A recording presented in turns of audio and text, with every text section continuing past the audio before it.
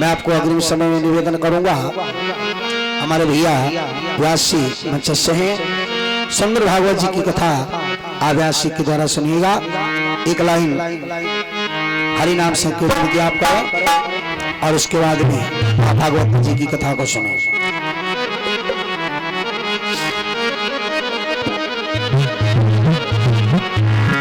ताली बजा करके आप सब गाइए हमारे साथ।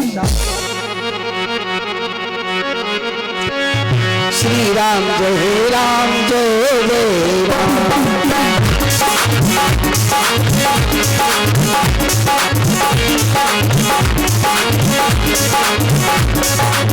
श्री राम जय राम जय जय राम,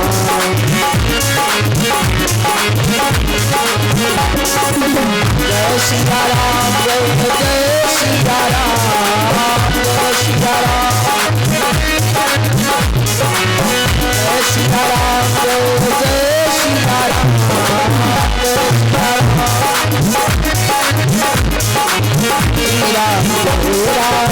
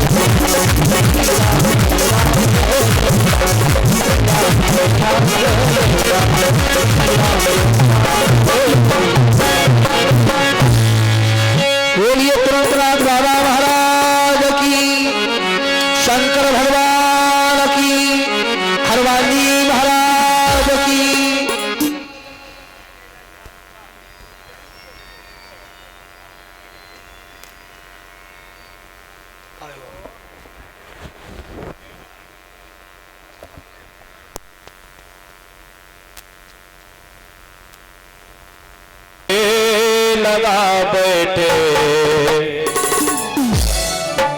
जो होगा देखा जाएगा, जो होगा देखा जाएगा, जो होगा देखा जाएगा। तालियों की सेवा करके सभी लोग कहेंगे क्या कि तुम्हें अपना बना बैठे, तुम्हें अपना बना बैठे, जो होगा देखा जाएगा, तुम्हें अपना बना बैठे, जो होगा देखा जाएगा।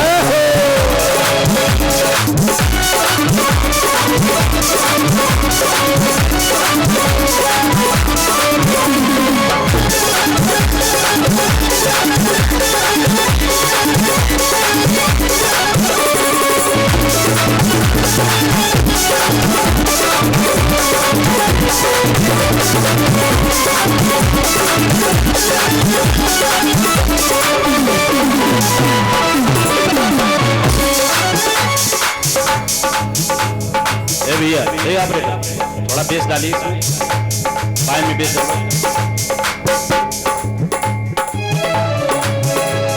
कैलेंडर, एक मिनट बेस चलिए, बेस और बड़ा हाँ ठीक। तुम्हें अपना बना बैठे, तुम्हें अपना बना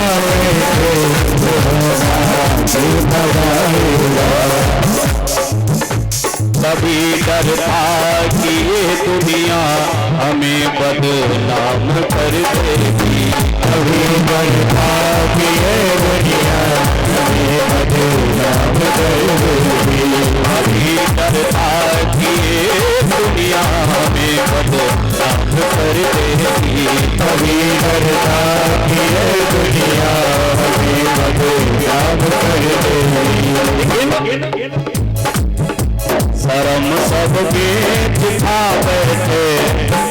अब परवाह नहीं है, क्योंकि जब ये दिल दुनिया का था तो दुश्मन हजारों बन गए, और जब से दिल प्रभु को दिया हर दिल के प्यारे बन गए। इसलिए शर्म सब बेच खा बैठे, जो होगा देखा जाएगा। सब बेच खा बैठे, होगा देखा जाएगा। और तुमसे बता बैठे, जो होगा देखा जाएगा। लगन तुमसे लगा बैठे, जो होगा देखा जाएगा।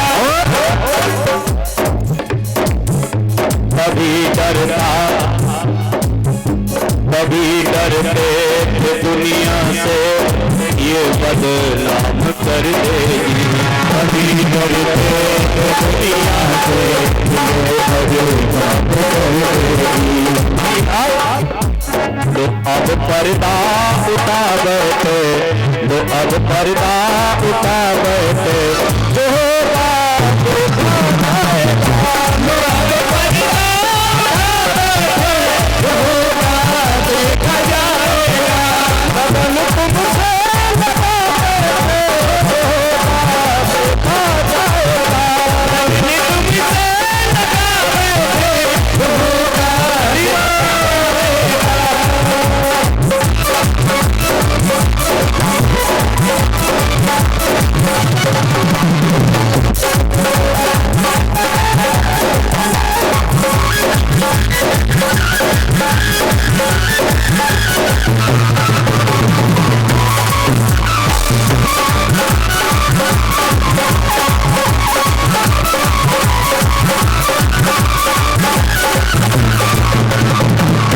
कृष्णचंद्र भगवान की, भागवत भगवान की, तुरंतनाथ बाबा महाराज की।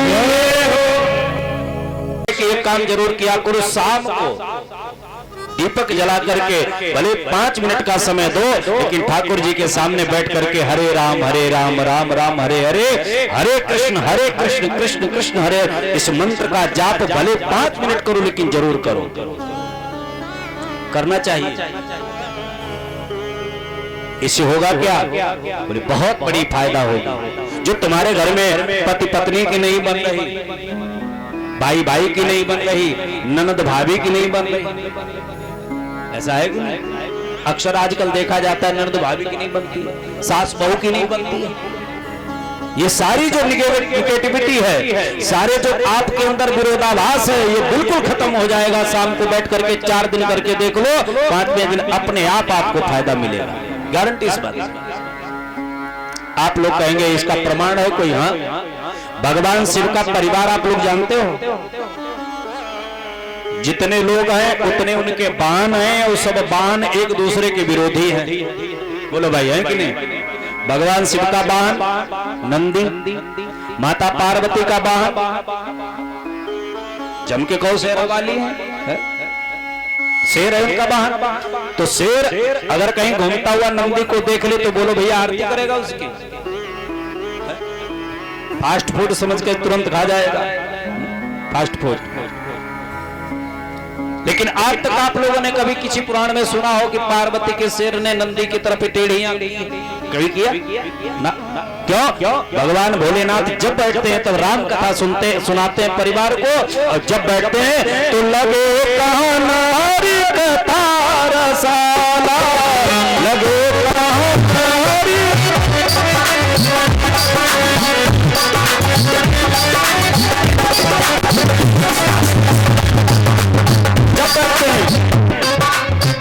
लगे कहन हरि कथा रसाला, लगे कहन हरि कथा रसाला। दक्ष प्रदेश भयो कही काला, दक्ष प्रदेश भयो कही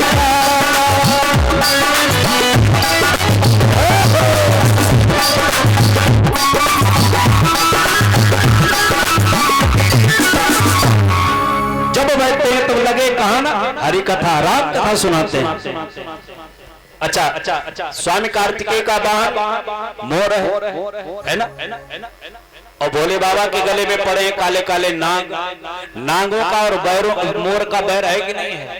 लेकिन आज तक एक भी नाग कभी डरा है भोले बाबा स्वामी कार्तिकेय के वाहन गरुड़ से, मोर से नहीं डरा है ना। और पुरस्कार लगाता है गरुड़ मोर के ऊपर। मोर कहता है प्यारे अच्छी जगह बैठे हो इसलिए तुम्हारी सेफ्टी है।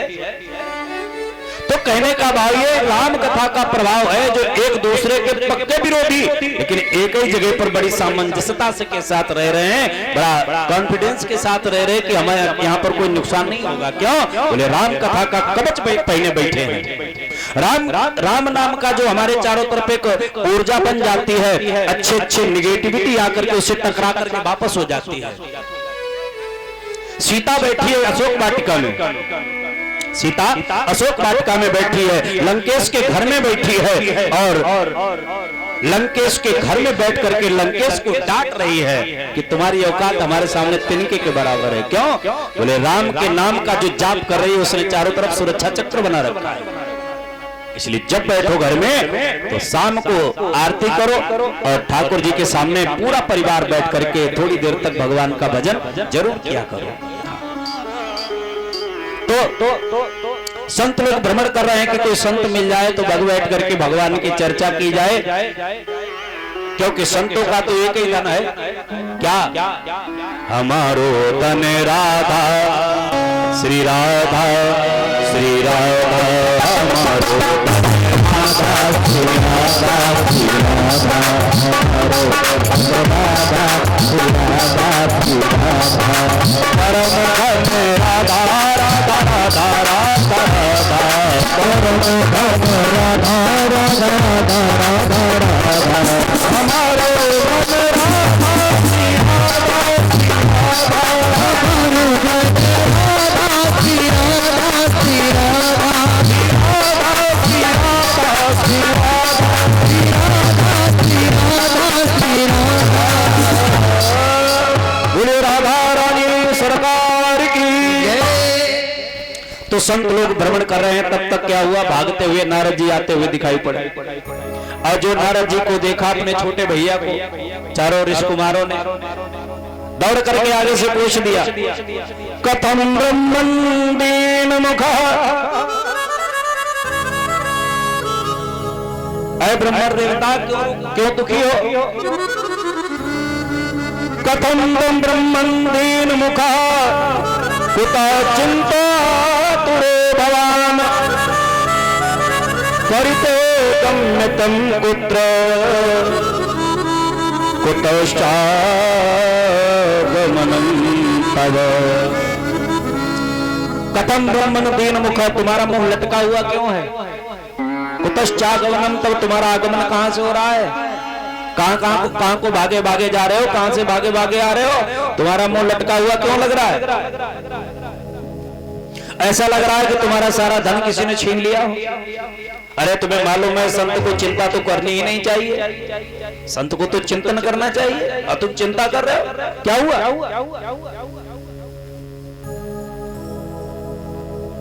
तो नारद जी ने सारी व्यवस्था बताई। भैया एक बार हम सभी लोगों में भ्रमण करते करते मृत्युलोक में आए और मृत्युलोक में हमने विचार किया कि यहाँ हमें शांति मिलेगी और शांति ढूंढने के लिए मैं पूरे संसार में भ्रमण किया है। सबसे पहले हम संतों के यहाँ गए। नारद जी कहते हैं संतों के यहाँ सबसे पहले गए। हमने विचार किया संतों के यहाँ तो शांति मिलेगी क्योंकि वो तो शांत होते हैं, संतों के यहाँ शांति मिलेगी। नारद जी कहते भैया जब हम संतों के आश्रम पे गए तो बड़ी विडंबना देखी हमने। क्या देखा? हमने पूछा भैया ये बड़े बड़े ऊंचे ऊंचे महल किनके बने हुए, ये गाड़ी घोड़ा बंगला ये सब किसका है? तो उत्तर मिला बोली ये त्यागी जी महाराज का है, नाम त्यागी जी। और ऐसा कोई शहर नहीं जहां पर भैया उनका बंगला नहीं। हम किसी संत का नाम नहीं ले रहे हैं और आज भी वही हो रहा है। दूसरी बात हमने पूछा भैया ये कचौड़ी मगौड़ी पकौड़ी ये सब किसके लिए बनी जा रही है? उत्तर मिलता है ये फलाहारी बाबा जी के लिए, नाम फलाहारी। अब खाने के नाम पे जो मिल जाए सब सियावर रामचंद्र की। अरे भैया ये शोरगुल किनके यहाँ से हो रहा है? बहुत बैंड बाजे बज रहे हैं। उत्तर मिलता है मौनी बाबा के आश्रम में शोरगुल हो रहा है। भैया छोटे छोटे बच्चे किनके घूम रहे हैं? उत्तर मिलता है ये सब ब्रह्मचारी जी के हैं। महाराज संतों की स्थिति बड़ी खराब हो गई। आज भी देखो, नाम लेने की जरूरत नहीं।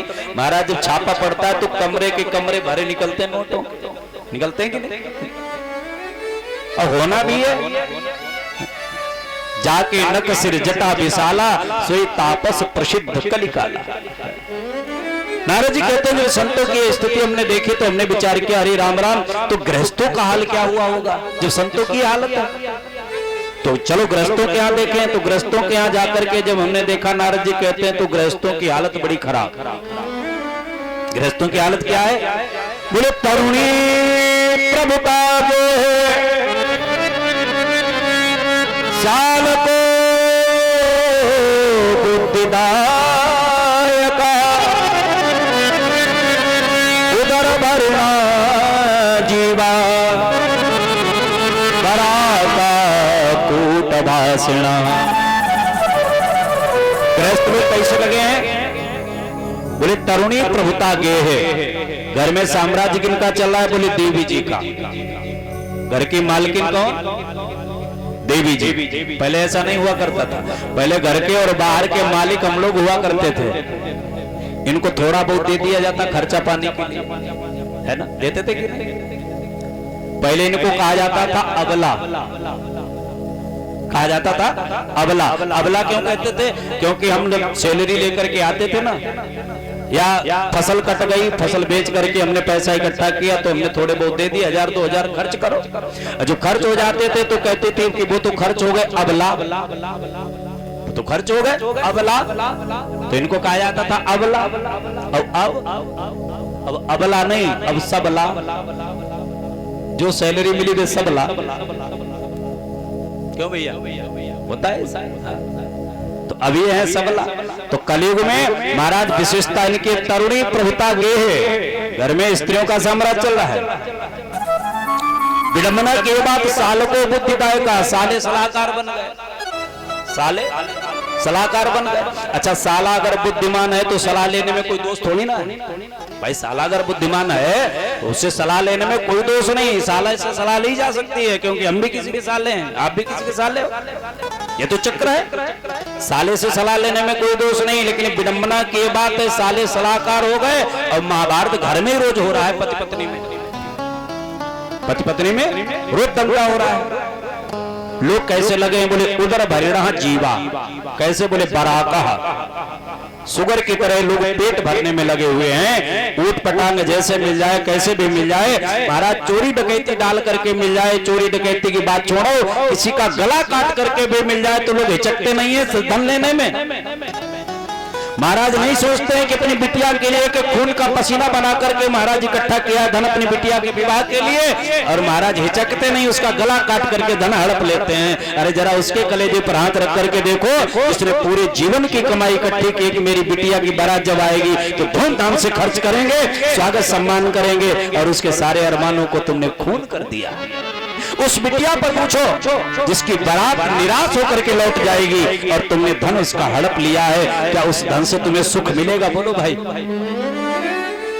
आजकल का मानव किसी का धन हड़पने में, किसी का गला काटने में एक बार भी नहीं सोचता है।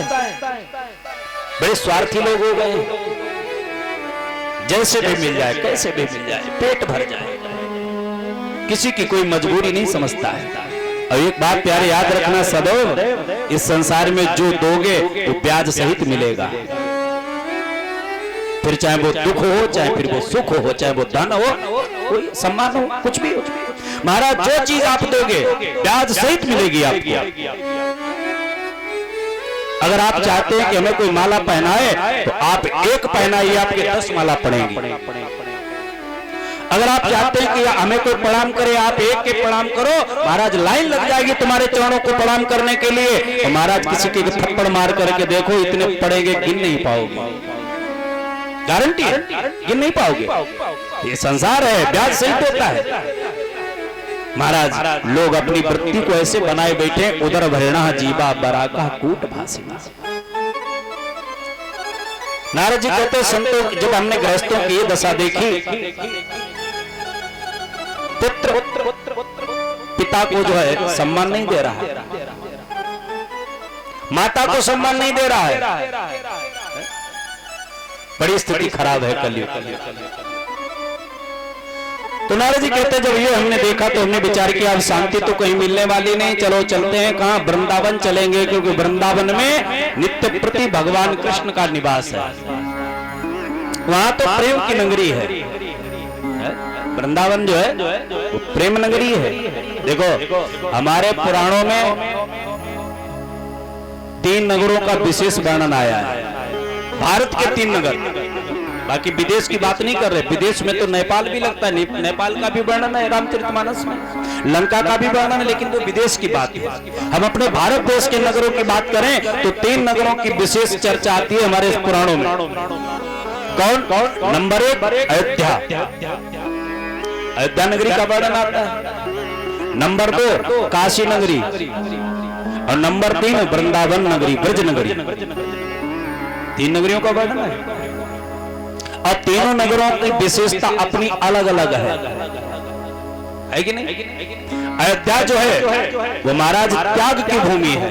लोग कहते हैं भाई भूमि तो सब एक ही है, जमीन तो एक ही है, नहीं, जमीन के अपने अणु परमाणु अलग अलग होते हैं। कल मैंने दृष्टांत दिया था, अपनी अलग अलग भूमिका होती है, हर भूमि की, हर भूमि की अलग अलग भूमिका होती है। अयोध्या की भूमि का प्रभाव है, अयोध्या नगरी जो है वो त्याग भूमि है, यहाँ पर सबने त्याग किया है। बताओ भैया ऐसा कोई है अयोध्या के पात्र जिसने त्याग नहीं किया?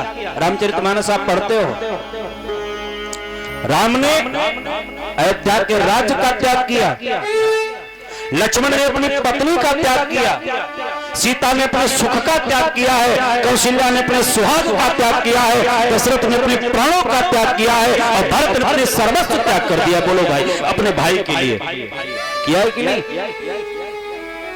पूरे देश का सबसे उच्च मुकुट जिस सिर पर रखा जाता हो और वो सिर से उतार करके अपने भैया के चरणों में रख दे, इससे बड़ा त्याग क्या हो सकता है? बोलो भाई। आज अगर किसी प्रधान से कहा जाए कि तो इस्तीफा लिख दो, अपने भाई के लिए लिखेगा? है? अपने भाई को समर्थन नहीं करेगा। महाराज गोली चलेगी अगर हमारे विरोध में पर्चा भर दिया भैया ने, लेकिन वो अयोध्या का साम्राज्य और भरत ने अपने भाई के लिए सर्वस्व निवेदित कर दिया। क्या बात है!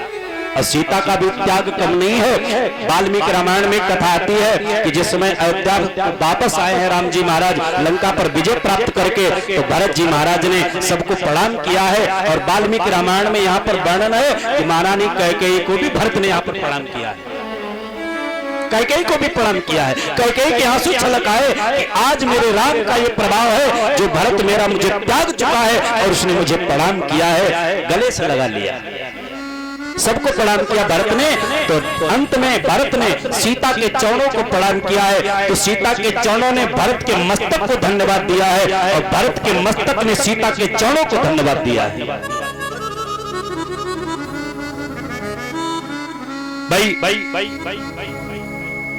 सीता के चरणों ने भरत के सिर को जो है, भरत के सिर ने सीता जी के चरणों को धन्यवाद दिया। ये तो बात बनती है। क्यों? क्योंकि भाई ये चरण कोई साधारण नहीं है, ये चरण वो है जो 3 लोकों का विजेता रावण, जिसका पूरा ऐश्वर्य था और उसके ऐश्वर्य को ठोकर मार करके सीता अयोध्या में आई है, इसलिए वो चरण है कि धन्यवाद के पात्र हैं। ये चरण जिनमें तीनों लोगों के ऐश्वर्य को ठुकरा दिया, वो चरण है, ये साधारण चरण नहीं है, इसलिए भरत जी ने प्रणाम किया है। तो सीता जी के चरणों ने भरत जी के सिर को क्यों धन्यवाद दिया? इसलिए धन्यवाद दिया है क्योंकि ये भरत, ये सिर भी साधारण सिर नहीं है। इस सिर पर भी महाराज पूरे विश्व का, पूरे भारत का सबसे ऊंचा ताज रखा जाने वाला था, और महाराज वो त्याग करके और सिर जाकर के अपने भैया के चरणों में रख दिया। ये वो सिर है, इसलिए एक दूसरे को लोगों ने धन्यवाद दिया है। ये है भाई भाई का प्रेम। तो अयोध्या की भूमि जो है वो त्याग भूमि है, यहाँ पर सबने कुछ न कुछ त्यागा है। काशी की भूमि जो है वो ज्ञान भूमि है। काशी की गली में अगर कोई घूम करके ब्राह्मण का बालक निकल जाए तो महाराज उसे वेद पढ़ना आ जाता है। ये काशी की भूमि का प्रभाव है। काशी की भूमि पर रह करके ही तुलसीदास जी ने रामचरितमानस का अध्ययन किया था। काशी की भूमि पर लिखा तो है सरयू मैया के किनारे, लेकिन अध्ययन वहीं किया अपने गुरु जी से। काशी की भूमि ज्ञान भूमि है, ठीक है। वृंदावन की भूमि महाराज ज्ञान भूमि नहीं, त्याग भूमि नहीं, प्रेम भूमि है। साक्षात प्रेम बरसता हुआ अगर देखना है तो वृंदावन चले जाओ। महाराज उद्धव जैसे ज्ञानी और प्रेम की ऐसी डुबकी लगाई कि महाराज बाबरे हो गए। आप उद्धव चरित्र में सुनेंगे भागवत जी में, बाबरे हो गए। और जहां पर आज भी डाल डाल पर और पत्ते पत्ते पर राधे राधे ध्वनि सुनाई पड़ती है कि वृंदावन में हुक्म चले बरसाने वाली का, वृंदावन में हुक्म चले बरसाने वाली का। तालियों की सेवा करेंगे और क्या कहेंगे, क्या मेरा श्याम दीवाना है श्री राधा, श्री राधा रानी का, मेरा श्याम दीवाना है श्री राधा रानी का, नाथ दीवाना है श्री राधा रानी का।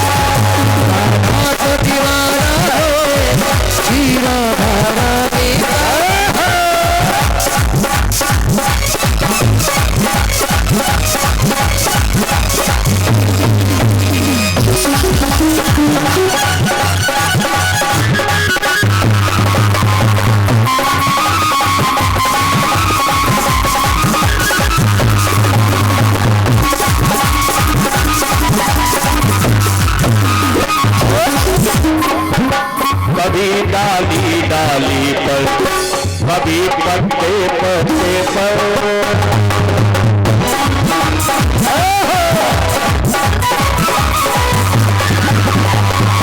कभी डाली डाली पर, कभी पत्ते पत्ते पर, बाजरा देखा चलता ब्रज के हर कुछ पर, देखा चलता ब्रज के हर कुछ पर। चारों तरफ डंका बजता दस पान दुलारी का, चारों तरफ डंका बजता दस पान दुलारी का।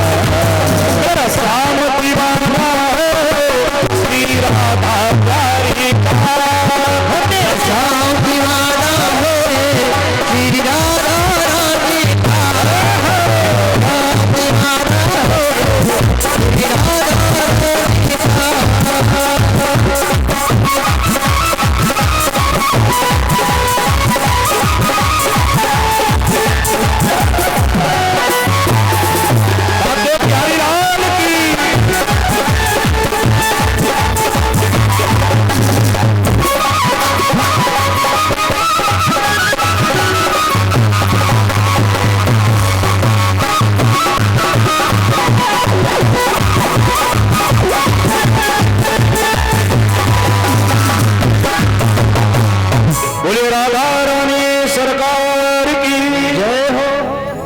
नारद जी कहते हैं भैया हम वृंदावन में गए तो वृंदावन में हमने सबको देखा। यमुना जी के किनारे एक बड़ा सुंदर दृश्य दिखाई पड़ा। यमुना जी के किनारे हमने क्या देखा, नारद जी कहते हैं एक वृक्ष के नीचे सुंदर एक युवती बैठी हुई है और उस युवती के घुटनों पर एक एक वृद्ध पुरुष अपना सिर रखे हुए सो रहे। तमाम स्त्रियां पास में बैठी हैं, कोई पैर दबा रही, कोई हाथ दबा रही, कोई सिर दबा रही, कोई पानी लिए खड़ी, कोई पंखा जल रही। महाराज सब व्यवस्थित लगी हुई, सब सेवा कर रही हैं उसकी। हमने देखा, नारद जी कहते, लेकिन हम पास में नहीं गए। क्यों? किसी की सभा लगी हो, बगैर बुलाए हमें नहीं जाना चाहिए वहां पर। और खास करके अगर महिलाओं का समुदाय हो तब तो बिल्कुल मत जा। नारद जी कहते हमने देखा तो, लेकिन हम गए नहीं, क्योंकि विचार किया हम गए और किसी स्त्री ने उठ करके खड़े होकर के कह दिया भाई तुम बाबा बैरागी यहाँ क्या करने आए, तो बेइज्जती होगी कि नहीं। तो नारद जी कहते हमने देखा लेकिन गए नहीं, निकले पास से। उस स्त्री की नजर पड़ी तो उस स्त्री ने खड़े होकर के हमसे पूछा, निवेदन किया भो साधो क्षणं तिष्ठ मच्चिन्तामपि नाशया दर्शनं तव लोकस्य सर्वथा घरं परम्। उस स्त्री ने हाथ जोड़ करके कहा हमसे भो साधु क्षणम तिष्ठ, एक क्षण के लिए रुक जाओ, मेरी चिंता का नाश करते चल। मैं पास में गया, मैं पूछा भाई काशिद तुम, आप कौन है? अब का बीमा, ये दोनों कौन है? अब का बीमा है, ये सारी स्त्रियां कौन है? उस स्त्री ने परिचय दिया, महाराज मैं कोई साधारण स्त्री नहीं हूं, आप मुझे देख रहे हो, मैं साधारण स्त्री नहीं। कौन? अहम भक्तिरिते ख्यातो इमयो में तनयो मतो ज्ञान वैराग्य नामनो काल योगेन जर्जरो। महाराज मैं कोई स्त्री नहीं, साधारण स्त्री नहीं हूं, मेरा नाम भक्ति है। और ये जो नैमिष की पावन भूमि में 88,000 श्रोता समुदाय प्रतिनिधित्व कर रहे हैं सौनक जी महाराज, और सूत जी से प्रश्न किया है, महाराज एक बात बताओ, क्या? काल प्याल मुखग्रास त्रास निर्णास हेतवे।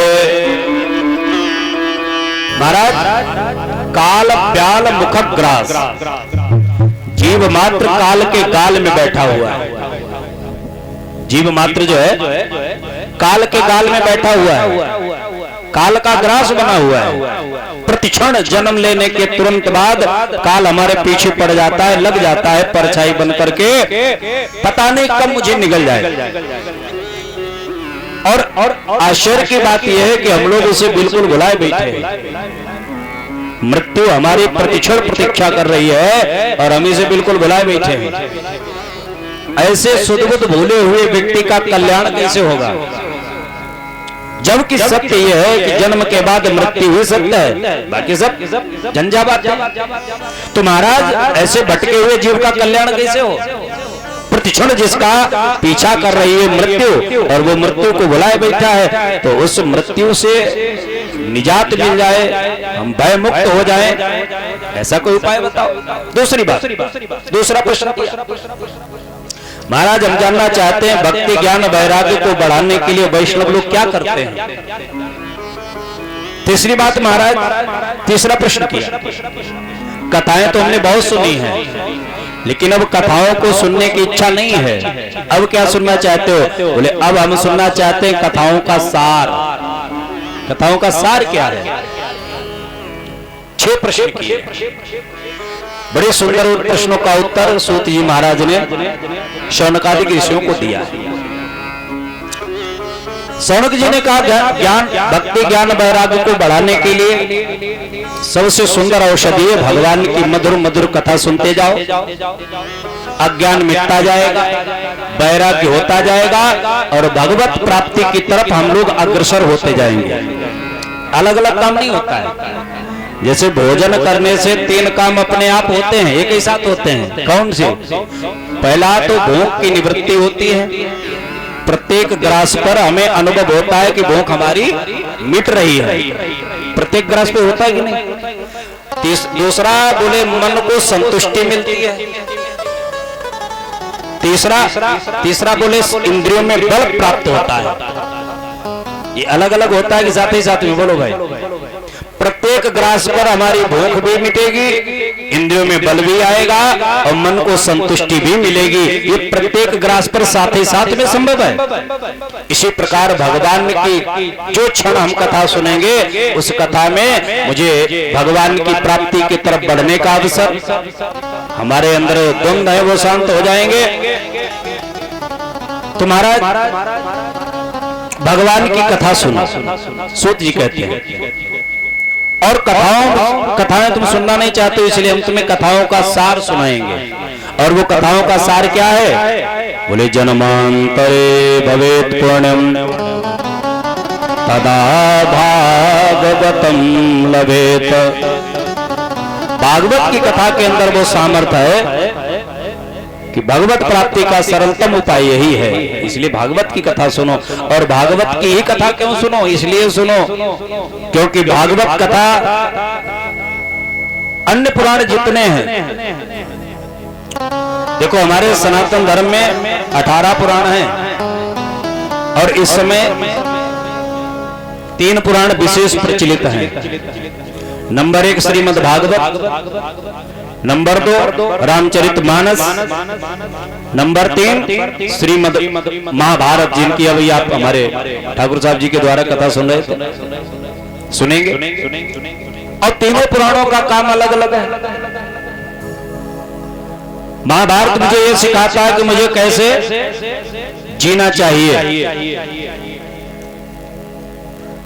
रामचरितमानस मुझे ये सिखाती है कि मुझे संसार में किसके साथ कैसा व्यवहार करना चाहिए। भाई के साथ कैसा व्यवहार करोगे, पिता के साथ कैसा व्यवहार करोगे, पत्नी के साथ कैसा व्यवहार करोगे, अरे और तो और महाराज दुश्मन के साथ कैसा व्यवहार करना है, ये भी हमें रामचरितमानस सिखाती है। भाई से कैसा व्यवहार करना चाहिए अगर सीखना है तो भरत चरित्र पढ़िए। अरे परमात्मा कहता है कि मैं प्रत्येक भाई को तो नहीं मिल सकता हूं, इसलिए प्रत्येक भाई के लिए मैंने एक भाई बनाकर के भेज दिया अपना ही स्वरूप। संसार में परमात्मा ने भाई को क्यों भेजा? बोले भाई की आपत्ति बांटने के लिए भाई को बनाकर के भेजा है कि तुम अपने भाई की आपत्ति बांटो। और हम लोग क्या करते हैं, संसार में आकर के आपत्ति बांटी नहीं, महाराज संपत्ति बांटने लग गए। बोलो भाई, तो किससे हमें क्या व्यवहार करना है ये रामचरितमानस सिखाती है। तो भागवत क्या सिखाती है? बोले भागवत हमें सिखाती है हमें मरना कैसे चाहिए। भागवत सिखाती है कि हमें मरना कैसे चाहिए। मरना भी एक कला है, मरना भी एक कला है। मरते तो रोज बहुत लोग हैं, लेकिन कुछ ऐसे खास मरते हैं, कुछ ऐसे खास जाते हैं संसार को छोड़ करके, जिनको जाने के बाद लोग वर्षों तक नहीं भुला पाते। तो इसे जाओ यहां से। कबीरा जब हम पैदा हुए तो जग हंसे हम रोए, और ऐसी करनी कर चलो हम हंसे जग रोए। ऐसे जाओ यहां से, जाके हमारे जाने के बाद लोग हमें वर्षों तक भुला न पाए। ये कहां से मिलेगा? बोले भागवत जी से मिलेगा। ये भागवत की कथा है। क्योंकि जिस समय परीक्षित महाराज को श्राप लगा, सूत जी महाराज कहते हैं परीक्षित को श्राप लगा कि तुम 7 दिन तुम्हारी मृत्यु होगी, सर्प काटेगा। परीक्षित भागे भागे गए महाराज सुकृताल पर, गंगा जी के किनारे, जहां पर 88,000 संत विद्यमान हैं। सुखदेव जी महाराज कथा सुना रहे हैं। अब कथा सुनने के लिए जो सब बैठे, तुरंत क्या हुआ? बोले सुधा कुंभ ग्रहित कैव देवा तत्र समागम। अमृत का कलश लेकर के देवता लोग आ गए इंद्र के साथ में। सुखदेव जी को प्रणाम किया। सुखदेव जी से कहा महाराज परीक्षित को भय है 7वें दिन मरने का। तो महाराज अमृत की विशेषता है कि एक बूंद भी अमृत जो पी लेता है उसे फिर मृत्यु का भय नहीं रहता है। तो आप ऐसा करिए अमृत परीक्षित को पिला दीजिए। सुखदेव जी ने कहा एक बात बताओ, इतना कीमती अमृत, भयंकर समुद्र मंथन में परिश्रम करना पड़ा तो अमृत निकला, 14 रत्न निकले, उनमें 14वां रत्न जो है अमृत है। 13 रत्न और निकले, श्रीमणि नंबा बारुणी अमे शंख गजराज धनवंतरि धनुधेनु तर विष चंद्र और बाज। 14वां रत्न निकला है भयंकर अमृत। और फिर महाराज इतना परिश्रम करके अमृत मिला। अमृत कोई साधारण चीज नहीं है। फिर उसके विभाजन को लेकर के देवासुर संग्राम हुआ भयंकर। तो महाराज इतना कीमती अमृत और ये देवता खामो खाम क्यों लुटा रहे हैं? क्योंकि देवता कभी घाटे का सौदा तो करते नहीं, परम चतुर है। अब घाटे का सौदा भैया कोई नहीं करता है। कोई भी काम करेगा तो पहले फायदा पूछेगा, भैया इससे फायदा क्या है। एक श्रीमान जी थे, उनसे हमने कहा भैया थोड़ा भजन किया करो, मालाला का जाप किया करो, बुढ़ापा आ गया है, पता नहीं कब बुलावा आ जाए, तो थोड़ी तैयारी कर लो, तो भगवान का भजन अजन किया करो। बोले पंडित जी क्या फायदा? भजन तो हम करें लेकिन फायदा क्या है? तो हमने कहा तंबाकू खाते हो? बोले हाँ। हमने कहा क्या फायदा? बोले फायदा तो कुछ नहीं। हमने कहा बगैर फायदे के तंबाकू खा सकते हो और बगैर फायदे के भजन नहीं कर सकते हो? तो आजकल के मानव का नहीं, महाराज सदियों से चला रहा है, बगैर फायदे के कोई काम करने वाला नहीं। घाटे का सौदा कोई नहीं करता है। घाटे का सौदा तो एक ही व्यक्ति करता है, कौन? बोले हमारे ठाकुर जी महाराज।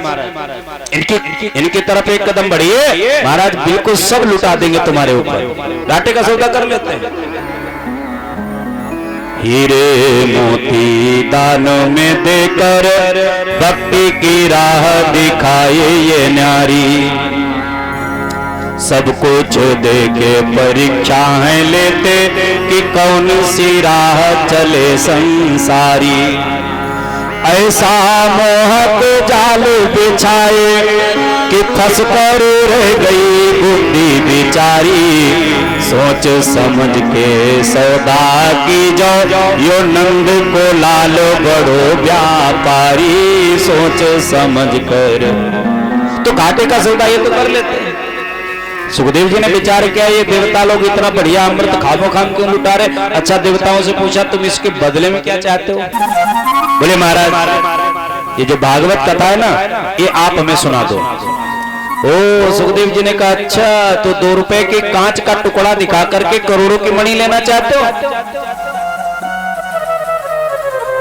कुसुधा कुकथा लोके कोक्वाचा मणिर्महान। महाराज कुसुधा कहां अमृत और कहां भागवत।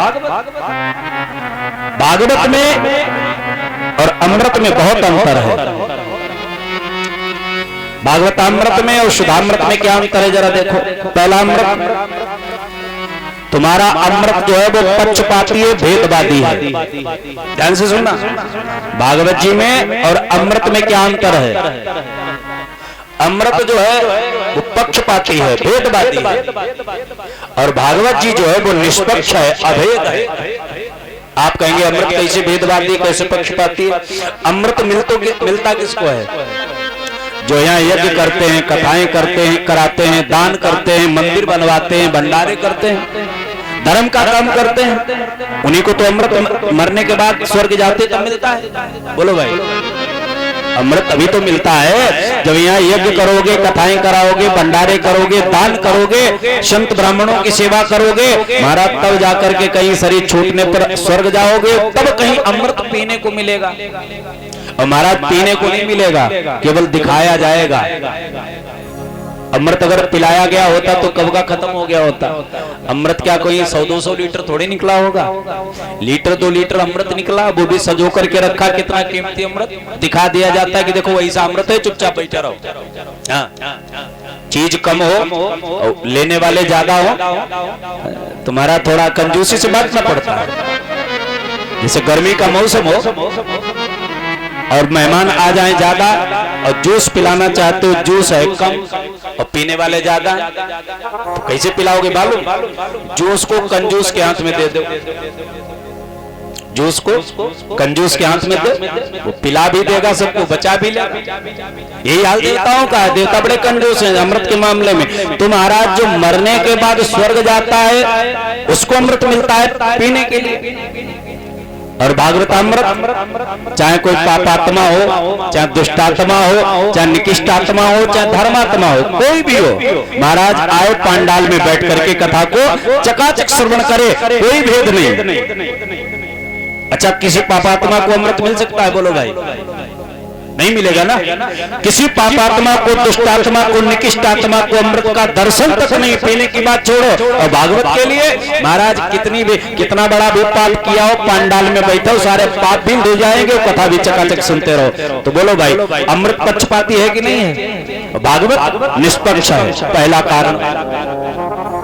दूसरा कारण क्या है? दूसरा कारण यह है भागवतामृत हमें ऊपर को उठाता है और सुधामृत हमें नीचे को गिराता है। अमृत पियोगे स्वर्ग में रहोगे, पुण्य खत्म होगे, फिर धाम से नीचे डाल दिए जाओगे। भाई स्वर्ग का पुण्य और नरक का पाप जो खत्म हो जाता है तब हमें दोबारा इस संसार में आना पड़ता है। वो तो एक ही जगह ऐसी है जहां पर जाने के बाद जीव का जन्म नहीं होता है दोबारा। वो कहां है? बोले अपवर्ग। स्वर्ग, नरक, अपवर्ग। स्वर्ग के पुण्य और नरक का पाप खत्म होने के बाद हमें आना पड़ेगा, लेकिन अपवर्ग में जाने के बाद हमें इस संसार में आना नहीं पड़ता है। अपवर्ग का मतलब होता है जहां पर पवर्ग के 5 अक्षर नहीं है। छोटे या बड़े याद है आप लोगों को? क्यों सुनील भैया, हिंदी वर्णमाला याद है? पूरी नहीं याद होगी। अच्छा, कितने लोगों को हिंदी वर्णमाला याद है? जरा हाथ उठाओ। माताएं मैंने भी उठा सकती हैं। हिंदी के छोटे या बड़े या छत्रक यहाँ तक याद हो? आपको याद है? अच्छी बात। वाह भाई, बहुत बढ़िया। उसमें पवर्ग की लाइन में 5 अक्षर हैं। कौन कौन? पा, फा, बा, भा और मा।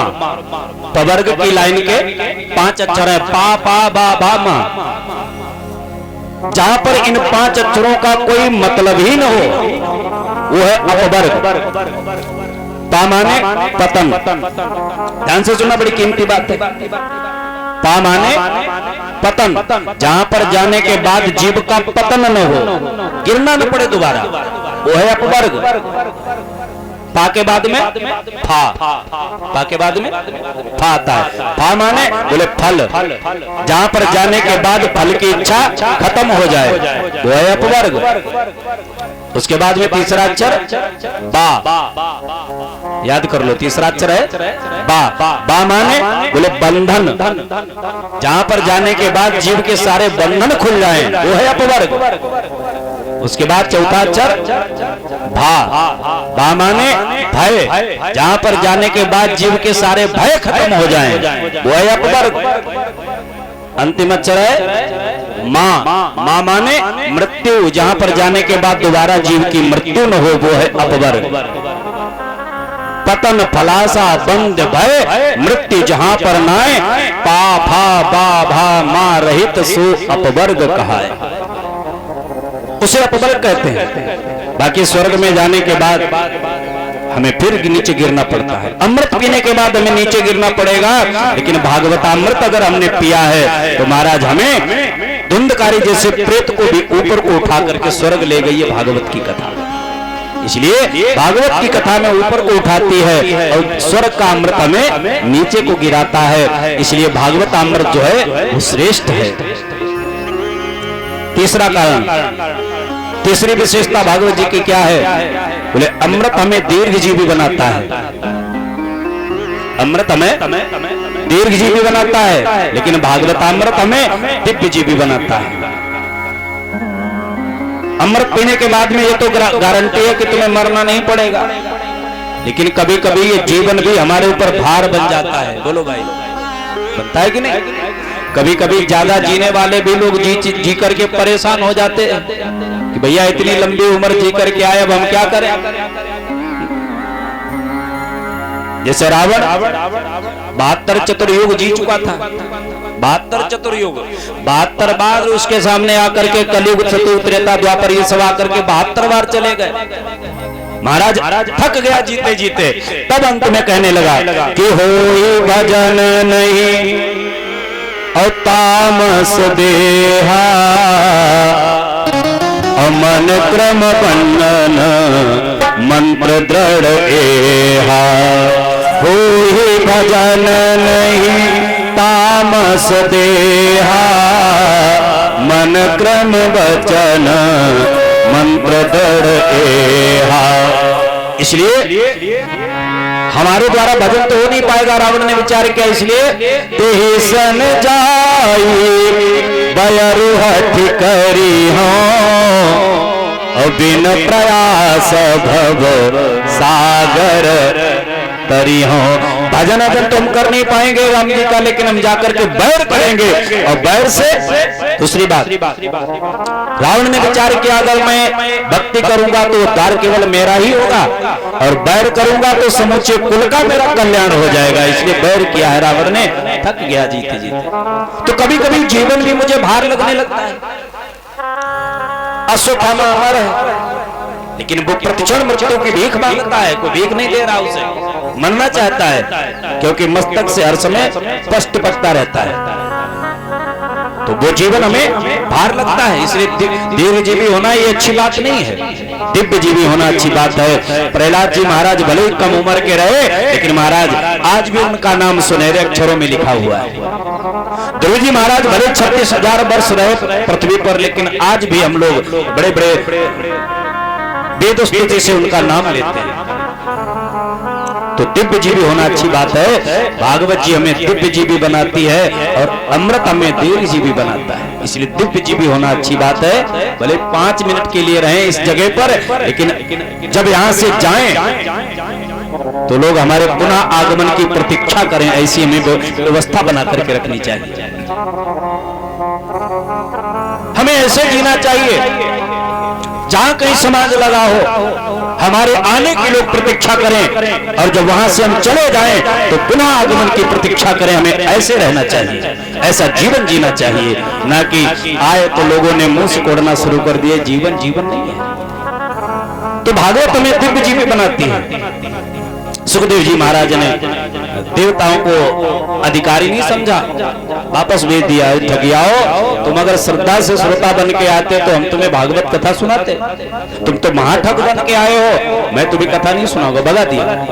देवताओं ने जाकर के ब्रह्मा जी से निवेदन किया, महाराज हम देवता लोग परम अधिकारी भागवत के, हमको न सुना करके परीक्षित को यह कथा सुनाई गई। बोले परीक्षित का देखो हाल क्या होता है। 7 दिन जब देखा तो परीक्षित के लिए विमान आया, बैठ करके भगवान के धाम को गए। तो ध्याता पे विस्मिता, ब्रह्मा बाबा भी चक्कर में पड़ गए। भैया देखो इस भागवत में ऐसा क्या है। सत्यलोक में एक तराजू बनवाया, सत्यलोक तुलाम बद्ध्वा तोलयन् साधनांजया।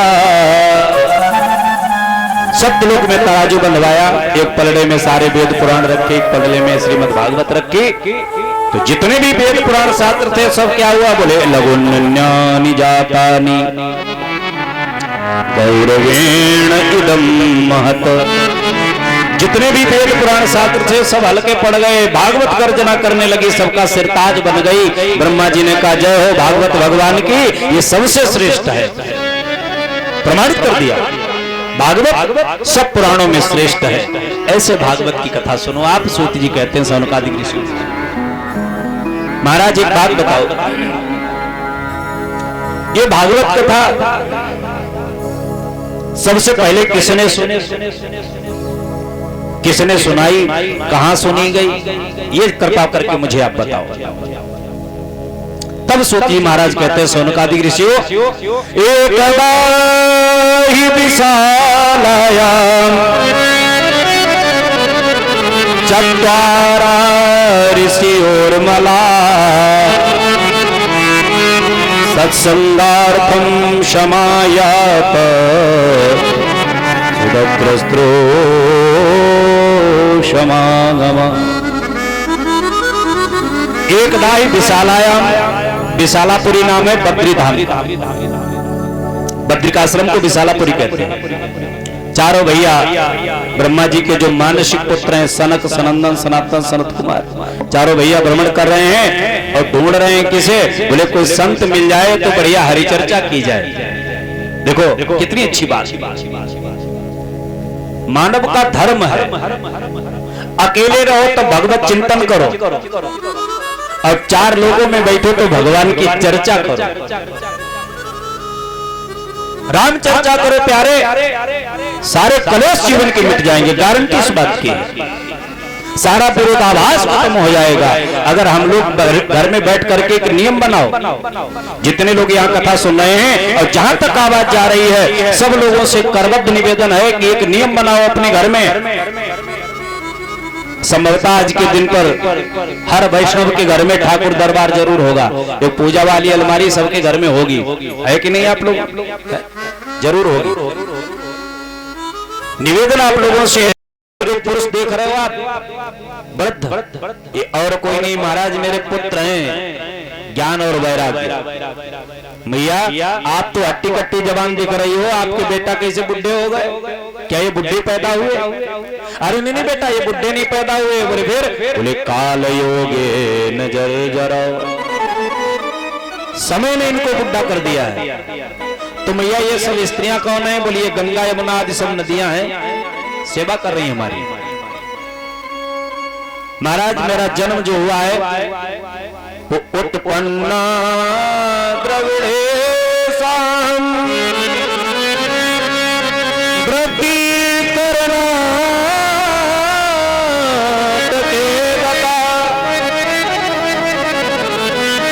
क्वचित महाराष्ट्र गुरुजरे जीर्ण ताम गता। महाराज मेरा जन्म जो है वो द्रविड़ देश में हुआ है, कर्नाटक में हुआ है। उत्पन्ना द्रविड़ेशाम वृद्धि कर्नाटके गता। मेरा जन्म जो है वो द्रविड़ देश में हुआ है, वृद्धि हमारी हुई है कर्नाटक में। देखो ये कथा भागवत की नहीं, हमारी तुम्हारी है, ध्यान से सुनना। भक्ति महारानी कहते हैं मेरा जन्म कहां हुआ? बोले द्रविड़ देश में। ये द्रविड़ देश क्या है? भक्ति कहां जन्म लेती है? बोले द्रविड़ देश में। तो ये द्रविड़ देश है क्या? बोले द्रविड़ देश हमारा हृदय प्रदेश ही है। हृदय हमारा जब द्रवित हो जाए, कब? कथा सुन करके, महाराज पुराणों की कथाओं को सुन करके, संतों का चरित्र सुन करके। अरे महाराज जब शिवरी के ऊपर कृपा कर दी, न जाति ठीक, न कोई साफ सुथरी, न खाने के लिए कोई स्वादिष्ट विशेष पदार्थ थी, लेकिन महाराज इतने दीवाने हो गए कि महाराज बैठ करके मस्त होकर के प्रेम के आंसू बहा करके बेर खाए। अरे महाराज देखो बात छोड़ो, पूतना को जरा देखो, न जाति ठीक, न कुल खानदान ठीक, न नाम ठीक, न आहार विहार ठीक, और फिर भी महाराज अपनी मां का दर्जा प्रदान करते हैं। नाम क्या? बोले पूतना। बोले नाम ही गड़बड़ है, खानदान तो ठीक होगा। बोले खानदान भी ठीक नहीं। खानदान क्या? बोले राक्षसी। खानदान राक्षसी है। बोले महाराज खान पान तो ठीक होगा। बोले खान पान भी ठीक नहीं। खान पान क्या है? बोले रुधिरासना, खून पीने वाली, कहीं से ठीक नहीं। न नाम ठीक, न कुल खानदान ठीक, न खान पान ठीक, और फिर भी महाराज अपनी माता का दर्जा दिया है। इतने दयालु हैं। ऐसी कथाएं जब आप सुनेंगे ना तो आपका हृदय द्रवित होगा। कथाएं सुनते सुनते आंखों से आंसू निकलने लग जाएं, हृदय गदगद हो जाए, कंठ अवरुद्ध हो जाए। ईमानदारी से बताओ तुम्हारे हृदय में भक्ति का संचार हुआ कि नहीं हुआ? आंखों से आंसू निकलने, कभी कभी आप लोगों ने सुना होगा, देखा होगा, रामायण पढ़ते पढ़ते या कथा पढ़ते पढ़ते सुनते सुनते आंसू निकलने लगते हैं। अब तो आप कथा सुनेंगे, कथा कहते कहते भैया हमारे तो इतने आंसू निकलते हैं, समझना मुश्किल हो जाता है। जब कथाओं का ऐसा प्रकरण आता है तो कथा रस में डूब जाते हैं।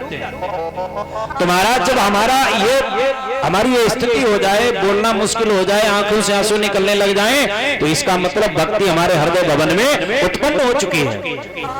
उत्पन्न हुई कि नहीं? अच्छा, भक्ति हमारे हृदय भवन में उत्पन्न हो गई, हमारा हृदय द्रविड़ देश बन गया है। लेकिन भक्ति बढ़ेगी कैसे? भाई बच्चों को पैदा करके छोड़ देना ये हमारा धर्म थोड़ी ना है। इनका लालन पालन भी करना पड़ता है, देख रेख भी करनी पड़ती है। तो भक्ति महारानी का लालन पालन कैसे होगा? कैसे बढ़ेगी वो? बोले वृद्धि कर्नाटके गता। कर्नाटक में वृद्धि हुई। कर्नाटक का मतलब, कर्नाटक है हमारे आपके कान ही कर्नाटक है। इन कर्नाटकों के द्वारा जब भक्तों की कथा सुनोगे, भगवान की कथा सुनोगे, ध्रुव के ऊपर कृपा की, प्रहलाद के ऊपर कृपा की, महाराज सुतीक्षण पर कृपा कर दी, विभीषण पर कृपा कर दी है। जब उन पर कृपा करी तो हमारे ऊपर कृपा क्यों नहीं करेंगे? तो महाराज भक्ति अपने आप बढ़ेगी। बढ़ेगी कि नहीं? लंकाधीश राजा रावण का भाई महाराज जब आया तो भाई समझ करके अपने हृदय से लगा करके उसे लंकेश घोषित कर दिया। ऐसे दयालु हमारे राम। ये कथाएं जो सुनेंगे तो भक्ति बढ़ेगी कि नहीं? तो उत्पन्ना द्रविड़ेशा वृद्धि कर्नाटके गता क्वचित क्वचिन महाराष्ट्रे गुर्जरे जीर्णतां गता। लेकिन गुजरात में जब मैं पहुंची तब मैं बुद्धि हो गई और हमारे पुत्र जो है वो जवान रहे। गुजरात में जब मैं पहुंची तो हमारे पुत्र जो है वो जवान थे और हम बुद्धि हो गई। गुजरात में पैसा ज्यादा है, ज्ञान ज्यादा है लोगों के पास, बढ़िया बढ़िया कथावाचक आपको गुजरात के मिलेंगे, है ना। देखो मुरारी बापू जी गुजराती के तो हैं, अच्छे विद्वान है। एक गिरी जी महाराज हैं शिवपुराण के अच्छे विद्वान हैं। गुजरात की तरफ आपको ज्ञान मिलेगा, वैराग्य मिलेगा, लेकिन भक्ति बहुत कम मिलेगी। भक्ति अगर देखनी है तो वृंदावन में आओ। वृंदावन में भक्ति महारानी कहती है जब मैं आई तो मैं जवान हो गए, हमारे पुत्र बुढ़े हो गए, क्योंकि यहाँ ज्ञान वैराग्य का कोई ग्राहक ही नहीं है। इसलिए महाराज अगर आप चाहते हो, अगर आपके पास कोई उपाय हो तो हमारे पुत्रों को ठीक कर दो। नारद जी ने कहा क्यों नहीं, अभी अभी ठीक करते हैं, हम तो बहुत अच्छे स्पेशलिस्ट हैं, बड़े अच्छे डॉक्टर हैं। नारद जी कहते हैं हमने अपना झोला थैला निकाला, उसमें जो भी चूरन चटनी था वो सब चटाया, ज्ञान वैराग्य। अच्छा चूरन चटनी क्या है नारद जी का? बोले वेद वेदांत घोषैश्च गीता पाठैर मुहुर्मुहुः। वेद वेदांत का उद्घोष किया कानों में। अरे वेद वेदांत की बात छोड़ो, गीता पाठ बार बार किया। अब गीता पाठ एक बार करने से ज्ञान बढ़ता है, वैराग्य हो जाता है, और वो गीता पाठ बार बार करने पर भी ज्ञान वैराग्य के ऊपर कोई प्रभाव नहीं। जरा सा उठते हैं, आंखें खोलते हैं और जमाई लेकर के फिर गिर जाते हैं। आकाशवाणी हुई, ऐ नारद तुम इनकी व्यथा इसे दूर नहीं कर सकते हो। बोले फिर? बोले सत्कर्म करो। नारद जी ने विचार किया अभी तक सत्कर्म नहीं कर रहे थे हम क्या? पुनः आकाशवाणी हुई, है नारद जो कुछ संत तुम्हें मिलेंगे वो संत जो उपाय बताएं वो उपाय करना। नारद जी कहते बात अब भी गोलमाल, न तो संत का नाम न जगह का नाम। अरे जगह बता दी होती अमुक स्थान पर अमुक संत मिलेंगे तो हम चले जाते। खैर नारद जी ने भक्ति महारानी को समझाया, सांत्वना दी, मैं शीघ्र लौटूंगा, इनके लिए कोई उपचार की औषधि लेकर के आप शांति से बैठिए यहाँ। नारद जी कहते हैं भैया वहां से चल दिए, और तब से जो संत मिलता है सबसे हम यही पूछते हैं भैया सत्कर्म किसे कहते हैं? वो सत्कर्म आज तक मुझे नहीं मिल रहा है। अब आप ही बताओ वो सत्कर्म क्या है? अरे नारद जी को सत्कर्म कौन बता दे? क्योंकि नारद जी ब्रह्मा जी के पुत्र, देवताओं के ऋषि। भाई कोई MBBS डॉक्टर आए और किसी झोला छाप डॉक्टर से कहे हमें सिर में दर्द हो रहा, कोई टेबलेट बताओ, क्या कोई झोला छाप डॉक्टर MBBS को टेबलेट बताएगा? नारद जी को कोई नहीं बता रहा है। नारद जी से चारों भैयाओं ने कहा, जो अग्रज है नारद जी के बड़े भाई हैं, चिंता मत करो, इतनी सी बड़ी बात, अरे मैं उपाय बता दूंगा वो ठीक हो जाएंगे। बताओ भैया क्या उपाय है? बोले उपाय ये है उन्हें श्रीमद् भागवत की कथा सुनाओ। नारद जी कहते लो पल्ले बात इनसे। अरे आप भागवत की बात कर रहे हो, हमने पूरा वेद ही उन्हें सुना दिया, वेद वेदांत घोषैश्च। अरे महाराज हमने सुना है भागवत वेदों से निकली है, और जब भागवत निकली वेदों से और हमने पूरा वेद ही सुना दिया तो क्या भागवत उनके अंदर नहीं पहुंची?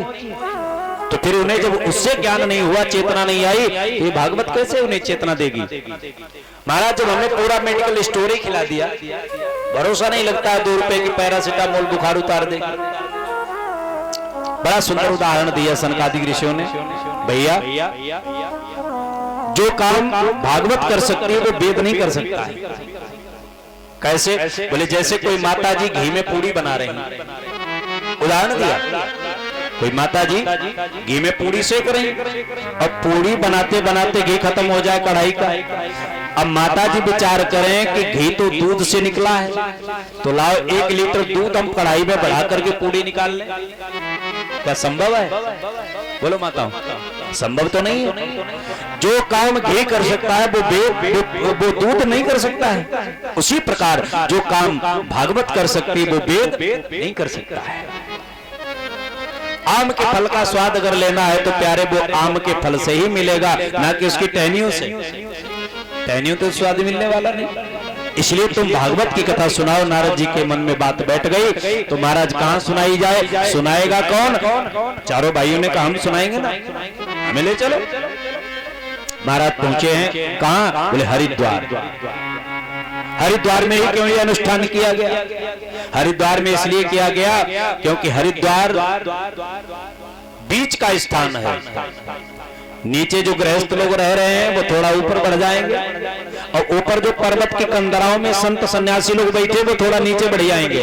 तो बीच में बैठ करके कथा, हाँ, अगर पर्वतों पर करते तो गृहस्थ थोड़ी पहुंचते, और गृहस्थों के यहाँ कथा करते तो वहां से संत लोग नहीं आते। तो बीच में कथा रखी, थोड़ा ये बढ़ जाएंगे, थोड़ा वो बढ़ जाएंगे, कथा संपन्न। कथा का पंडाल ऐसा ही होना चाहिए जहां पर सब आ सके। तो कथा प्रारंभ हुई। चारों भाइयों के लिए कुछ का आसन बिछाया गया। नारद जी महाराज प्रथम श्रोता बन करके बैठे। संदेश दे दिया गया सबको कि भागवत की कथा हरिद्वार में हो रही है। तो महाराज सारे संत, गृहस्थ, सन्यासी, बैरागी सब भागे, अपने अपने पुत्रों को लेकर, अपनी अपनी पत्नियों को लेकर के पांडाल में बैठे पहुंचे हैं। नारद जी ने बढ़िया उचित व्यवस्था की है। जो कथा प्रारंभ हुई तो महाराज अपने पुत्रों का एक एक हाथ पकड़े हुए भक्ति महारानी पंडाल में प्रकट हो गई। बोलिए भक्ति महारानी की। ताता थैया करके नाचती हुई प्रकट हो गई। अब लोग एक दूसरे का मुंह देख रहे कि भैया ये कहां से आ गई, कब आ गई, कैसे आ गई। बड़े बड़े वेद मंत्रों से इनको बुलाया जाता तब ये नहीं आती है। बड़े बड़े सन्यासी लोग ध्यान लगाते रहते हैं भक्ति एक झलक हमारे हृदय में आ जाए, महाराज जी आती नहीं है। और यहाँ कैसे आ गई, कब आई, कैसे आई, सब चर्चा कर रहे हैं। और तब तक भक्ति महारानी ने नारद जी से निवेदन किया, नारद आपने बड़ी बढ़िया व्यवस्था की है यहाँ बैठने के लिए। लोगों, सन्यासी एक तरफ बैठे हैं, गृहस्थ एक तरफ बैठे, वानप्रस्थ एक तरफ बैठे हैं, महिलाओं का समुदाय अलग है, बच्चों का समुदाय अलग है। ये पांडाल की व्यवस्था होनी चाहिए, पांडाल की ये व्यवस्था होनी चाहिए। माताएं एक तरफ और हमारे पुरुष लोग एक तरफ। अब फिलहाल आज लोग बैठे भी इसी तरीके से, और कल से इसमें बीच में रस्सी और बंधवा देना, हाँ, ताकि पुरुष वर्ग इधर, माताएं उधर रहेंगी। ये व्यवस्था होनी चाहिए। भक्ति महाराज ने पूछा, महाराज एक बात बताओ, आपने बढ़िया व्यवस्था की है रहने बैठने की सबको, महाराज मैं कहाँ बैठूं, हमारे लिए कौन सा स्थान है? नारद जी कहते हैं कि भक्ति महारानी तुम्हारे लिए बहुत बढ़िया एयर कंडीशन हमने कमरा बनाया है, वातानुकूलित, जिसमें सर्दी का कोई प्रकोप नहीं, बारिश में एक बूंद अंदर जाने वाली नहीं, ऐसा कमरा है। और गर्मी में बढ़िया एसी चलती है, ठंडा है। ऐसा भवन तुम्हारे लिए बनाया है, आप उसमें रहिए। बोले कहाँ, दिखाई नहीं पड़ रहा है हमको, भी तो दिखाओ कहाँ है। नारद जी कहते हैं निरंतरम वैष्णव मानसानी।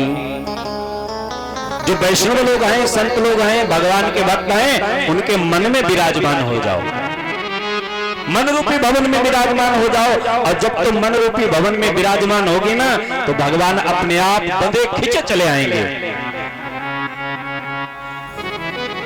घर साफ हो, खाली भी हो, बढ़िया धूप बत्ती अगरबत्ती की महक आ रही हो, तो ऐसे घर में कौन रहना नहीं चाहेगा, बोलो भाई। बढ़िया साफ घर पड़ा हो, सारी व्यवस्थाएं हो, धूप बत्ती अगरबत्ती की महक आ रही हो, बढ़िया तुलसी का वृक्ष लगा हुआ हो। महाराज हर कोई चाहता है कि ऐसे रूम में हमें रहने को मिल जाए तो आनंद ही आ जाए, है ना। और महाराज रहने के लिए कोई किराएदार आए और देखे गेट से जा करके 10, 15, 20 बच्चे घूम रहे हो, इधर गंदगी पड़ी हो, उधर गंदगी पड़ी हो, इधर बर्तन पड़े हो, उधर झाड़ू पड़ी हो, भैया किराएदार रुकेगा, बोलो भाई, है ना। और फिर ठाकुर जी तो हमारे विशेष किराएदार हैं, वो भी जब आकर के हमारे हृदय भवन में झांक करके देखते हैं ना, तो तमाम पार्टी भरी है, काम, क्रोध, लोभ, मोह, ईर्ष्या, कपट, द्वंद, पाखंड, सब सोना भरी पड़ी है। ठाकुर जी महाराज झांकते हैं भवन में और लौट जाते हैं, नहीं आने। और महाराज अगर भवन खाली है, भक्ति महारानी से समन्वित भी है, तो ठाकुर जी फिर जबरदस्ती घुसपैठ करते हैं।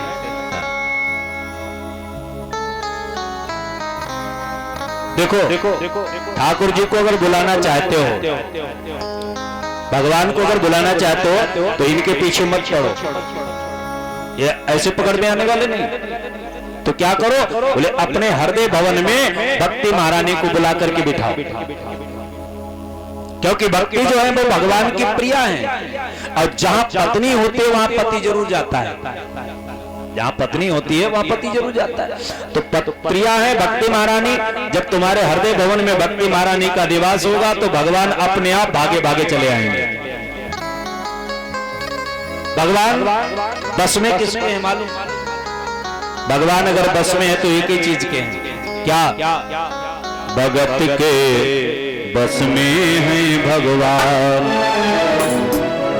सुप्रसिद्ध भजन है, भक्त बिना ये कुछ भी नहीं है, भक्त बिना ये कुछ भी नहीं है। अरे भक्त है इनकी जान, भगत के बस में है भगवान, भगत के बस में है भगवान, भगत के बस में है भगवान। भक्त बिना ये कुछ भी नहीं है, भक्त बिना ये कुछ भी नहीं है। भक्त है इनकी जान, भगत के वो है भगवान, भगत के बस में है भगवान।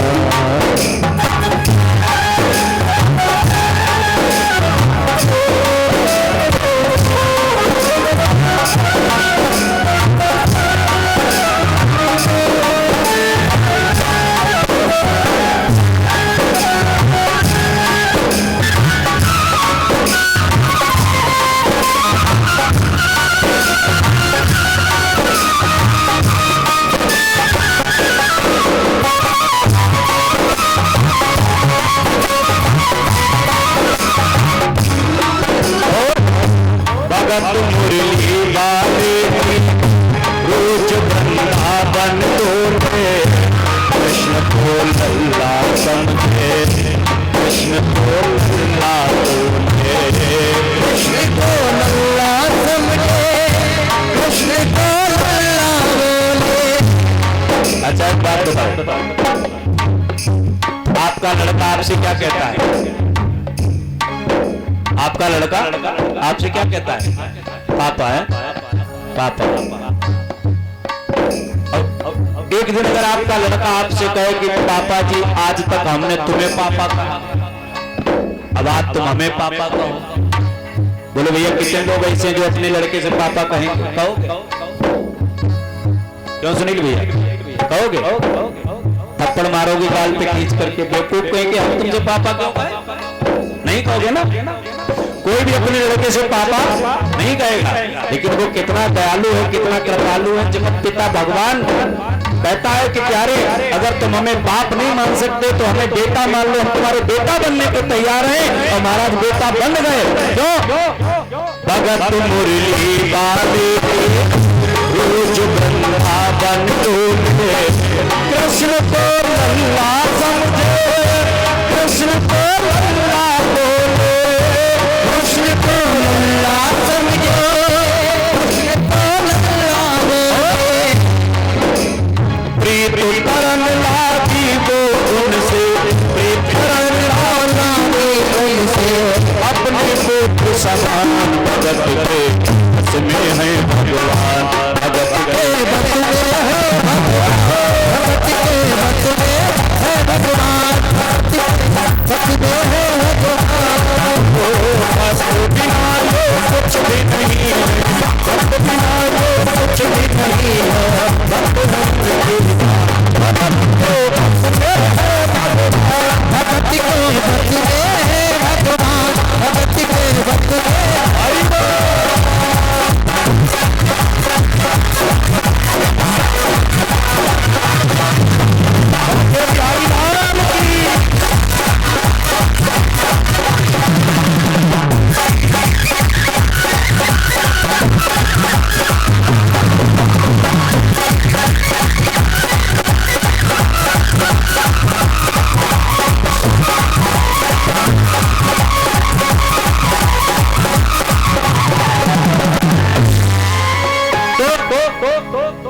भगवान अगर किसी के बस में है तो वो भक्ति महारानी है। भक्ति जिसके हृदय में होगी भगवान दौड़े दौड़े चले आएंगे।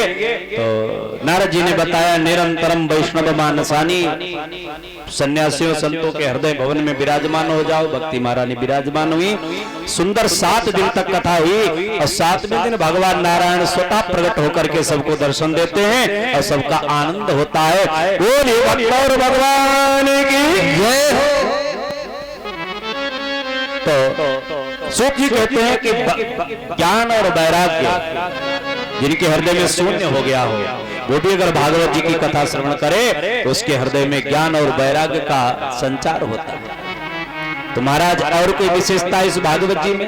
हाँ, और विशेषता है। क्या विशेषता है महाराज? एक बात और बताओ, इस भागवत जी की कथा से कैसे कैसे पापियों के पाप का शोधन होता है। शुक जी महाराज कहते हैं सोनकादि तुम्हारा प्रश्न ही हम समाप्त किए देते हैं। आप ये पूछो कि कैसे कैसे पापियों का नहीं होता है। क्यों?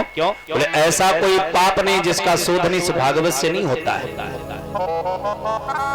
ये मानवः पाप कृतस्तु सर्वदा सदा दुराचार रता विमार्गगाः क्रोधाग्निदग्ध कुटिलाश्च कामिनाः सप्ताहयज्ञेन कलो पुनन्ति ते सप्ताहयज्ञेन कलो पुनन्ति ते। कैसे कैसे पापियों के पाप का शोधन होता है? बोले ये मानवः पाप कृतस्तु सर्वदा, जिस मनुष्य ने सदैव पाप ही किया हो। ध्यान देना, जिस मनुष्य ने सदैव पाप ही किया हो, सदा दुराचार रता बीमार गदा, सदा दुराचारी रहा हो। देखो ऐसा कौन है जो सदैव पाप करता हो? ध्यान से सुनना, बड़ी कीमती बात है शास्त्रों में। ऐसा कौन पापी होगा जो सदैव पाप करता हो? देखो केवल पाप करना ही पाप नहीं है। केवल ऐसा नहीं कि जिसने पाप किया है वही पापी है। पाप करने वाला पापी, पाप को देखने वाला पापी, पाप का समर्थन करने वाला पापी और पाप को सुनने वाला भी पापी है ना? अगर आपको सामर्थ्य है तो उसका विरोध करिए। जो अनर्गल कार्य कर रहा है, पाप कर रहा है, उसका विरोध करिए। और नहीं अगर विरोध करने के सामर्थ्य है तो वहां से चले जाओ। देखोगे तो पाप लगेगा। और महाराज गलत बात कहां पर हो रही हो वहां से कान बंद करके चले आओ, मत सुनो। सती जी ने कहा था दक्ष यज्ञ में कि सुनहु सभा सब सकल मुनिंदा, सुनहु सभा सकल मुनिंदा, कही सुनी जिन संतर निंदा, कही सुनी जिन संतर सुफल तुरंत लाभ सब पाहो, सुफल तुरंत लाभ सब पाहो, बलि भांति पछताव पाहो, बलि भांति पछताव पाहो। सुनहु सभा सब सकल मुनिंदा, वही सुखी जिन संतर निंदा।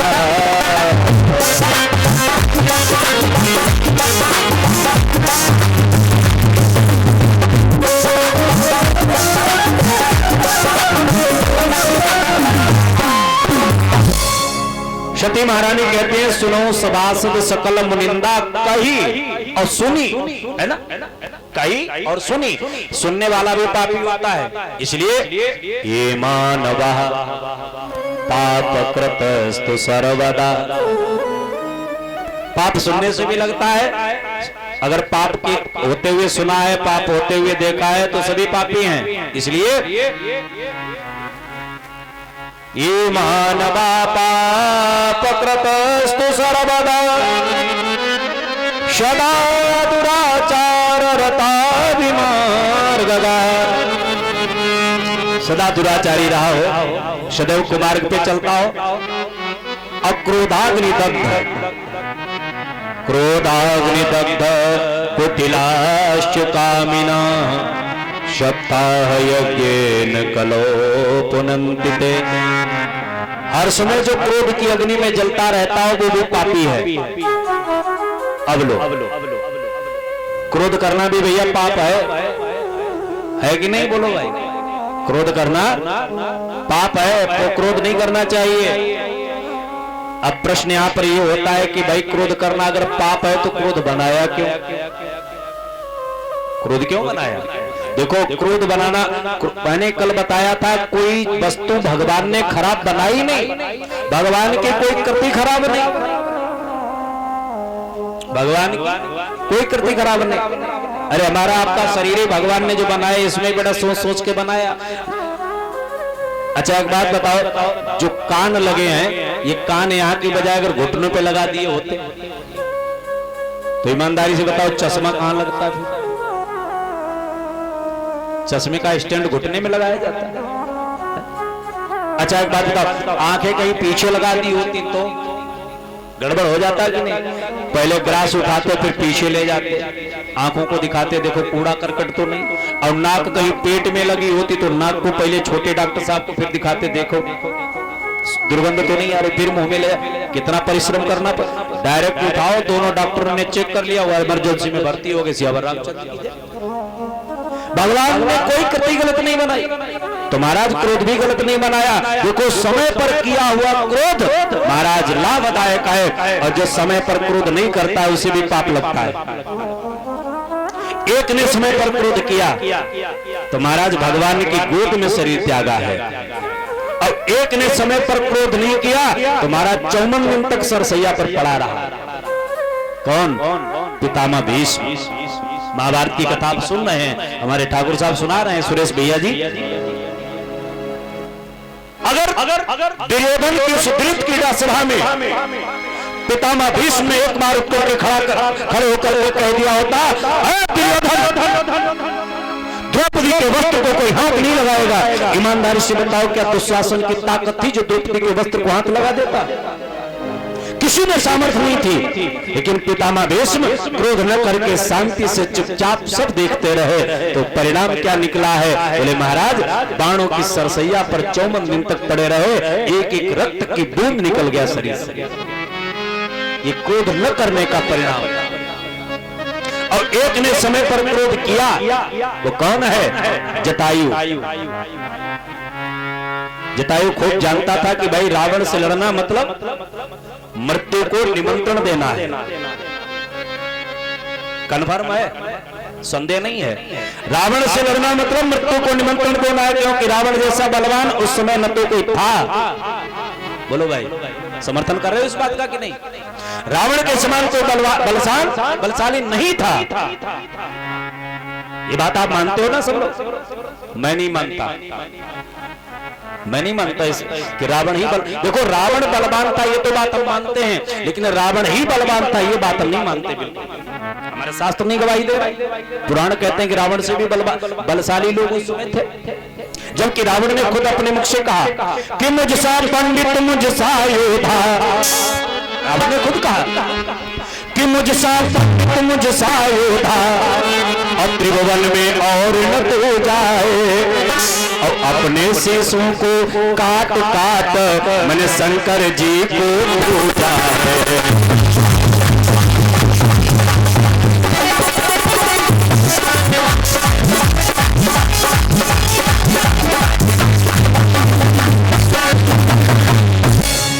रावण ने खुद कहा कि हमारे समान बलशाली कोई नहीं, लेकिन रावण से भी बलवान लोग थे रामचरितमानस में ही थे कि नहीं उस समय?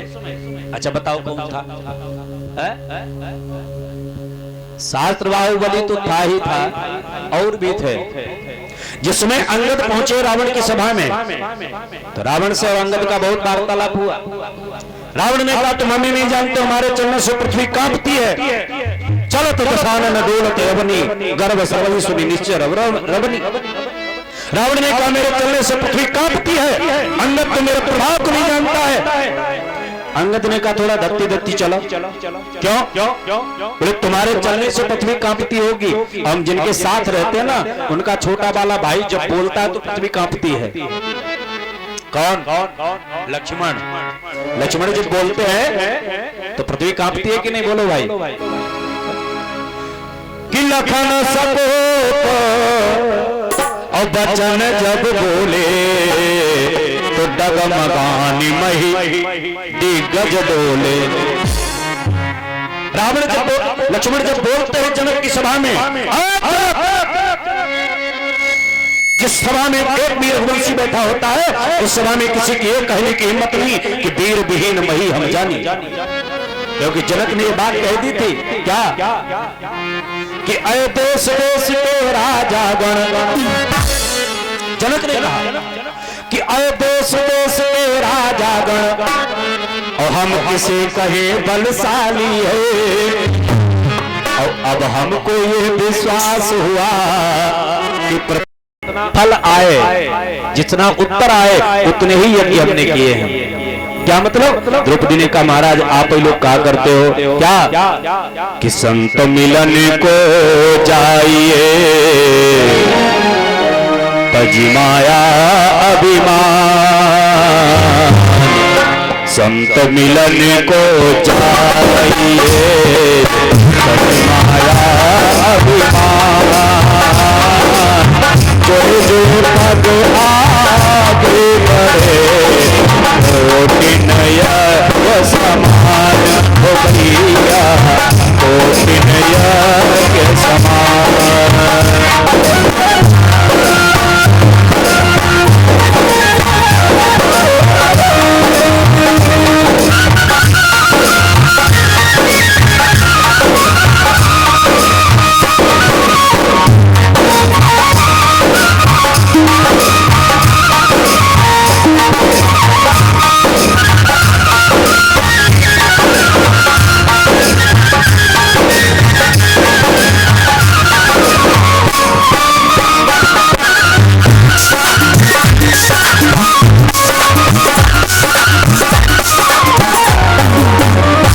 द्रौपदी ने कहा, महाराज महलों से झोपड़ी तक कदम डलवा लो, प्रत्येक कदम को 1 करोड़ से गुणा कर दो।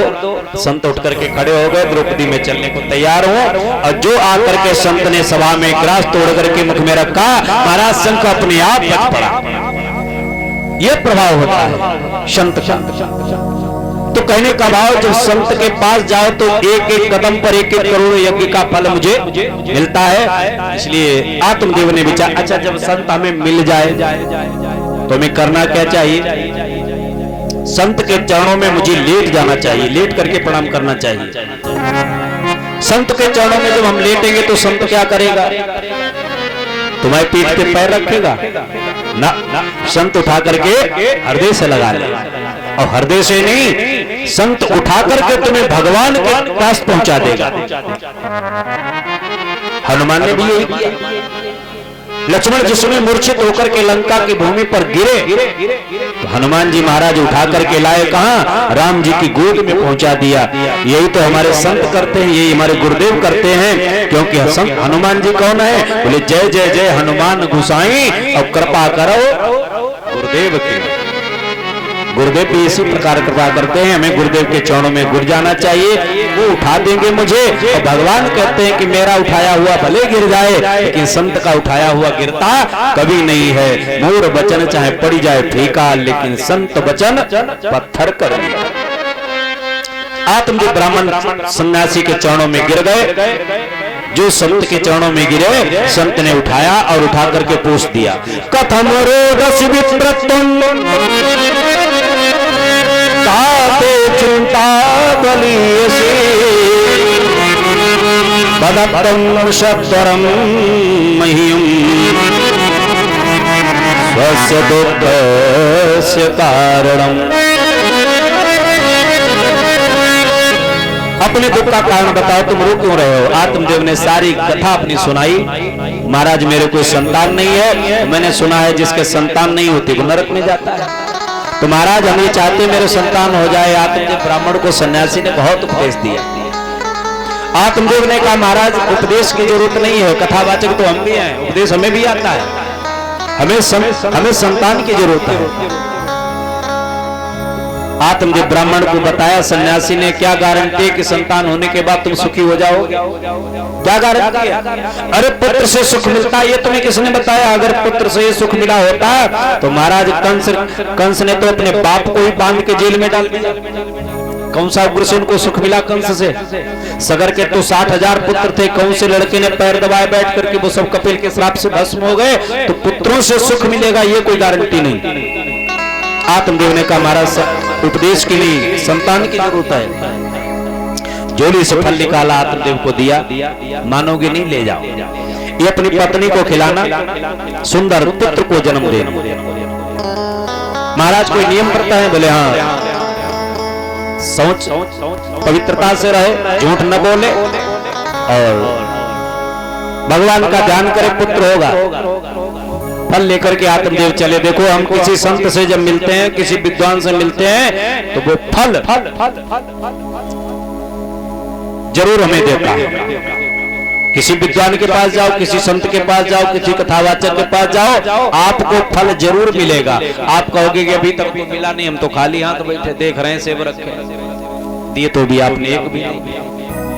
देखो ये फल भले ही न मिले, ये फल भले ही न मिले, लेकिन ज्ञान रूपी फल सबको मिल रहा है।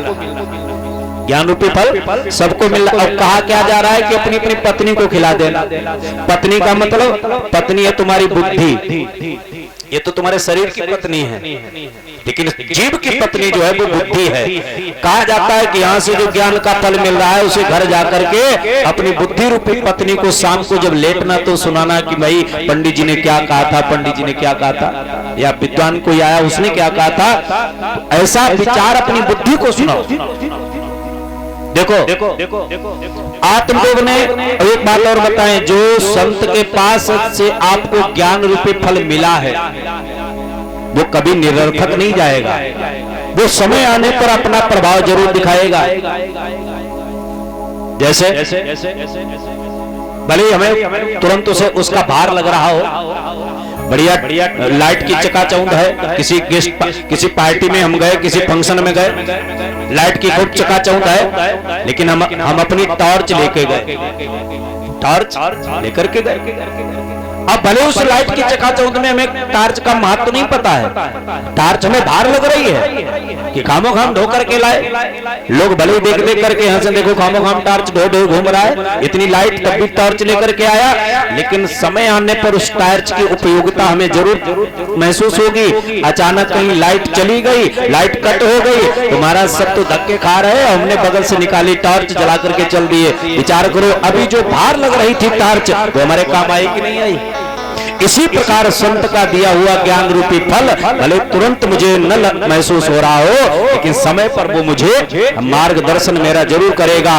इसी फल का प्रभाव भले पुत्र के रूप में आत्मदेव ब्राह्मण को नहीं मिला, लेकिन गाय के द्वारा जो फल मिला है, पुत्र मिला है गोकर्ण, इसी गोकर्ण ने समय आने पर आत्मदेव को ज्ञान का रास्ता दिखाया। धुंधली को भी फल दिया, धुंधली ने फल न खा करके अपनी बहन पड़ोसन से पूछा कि क्या करें। बोले बहन आई, बहन ने कहा फल के लिए ये गाय बंधी है, इसे खिलाओ।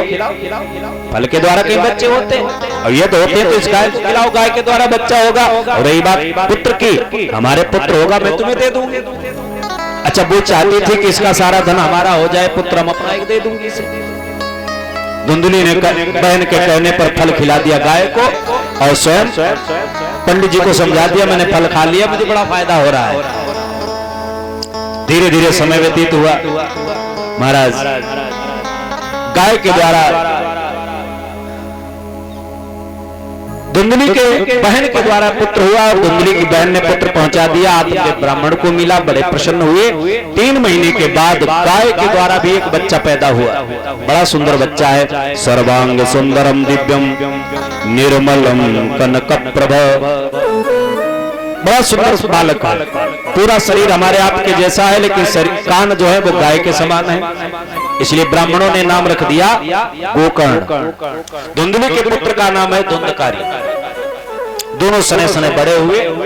कभी लिखता है रास्ताएं अलग अलग हो गई कि गोकर्ण जहां पर जाता था और मच जाता हाहाकार।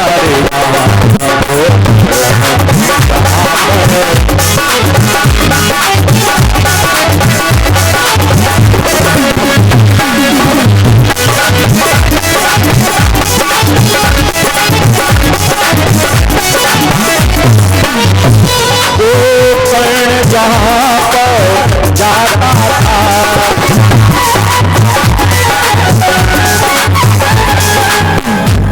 मच जाता जय जयकार पर धुंधक की धालियों से, पर धुंधक की धालियों से मच जाता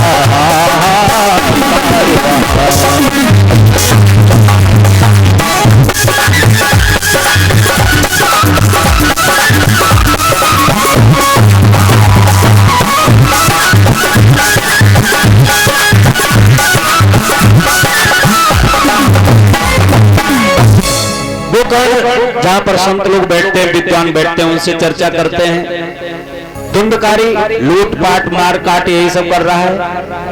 लोगों ने आकर के आत्मदेव को लेना दिया, भाई तुम्हारा छोटा वाला पुत्र जो है, बड़ा वाला पुत्र धुंधकारी बड़ा आता, ये बच्चों को जीने नहीं दे रहा, ये नुकसान कर दिया, वो नुकसान कर दिया।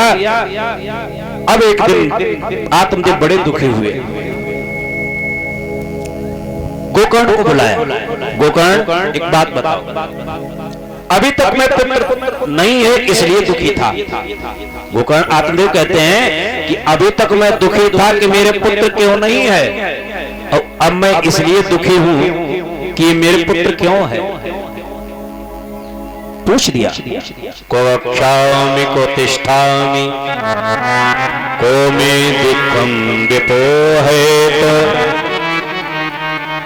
प्राणस्तजामि दुःखेन आ दुःखं मम संस्थितः। गोगक्षा में मैं कहां जाऊं, प्रतिष्ठा में मैं कहां बैठूं, कौन मेरे दुख को सुने। अभी तक मैं पुत्र के लिए दुखी था, अब मैं पुत्र से दुखी हूं। तो बेटा ये दुख का तार कभी हमारा टूटेगा कि नहीं। देखो आज वो संत का ज्ञान, आज वो संत का फल, भले अभी तक उसका महत्व गोकर्ण के रूप में नहीं था, लेकिन आज वही संत का दिया हुआ फल मार्ग प्रशस्त कर रहा है। गले में बगल में टंगी हुई टार्च लाइट जाने के बाद उसका प्रयोग प्रतीत होता है।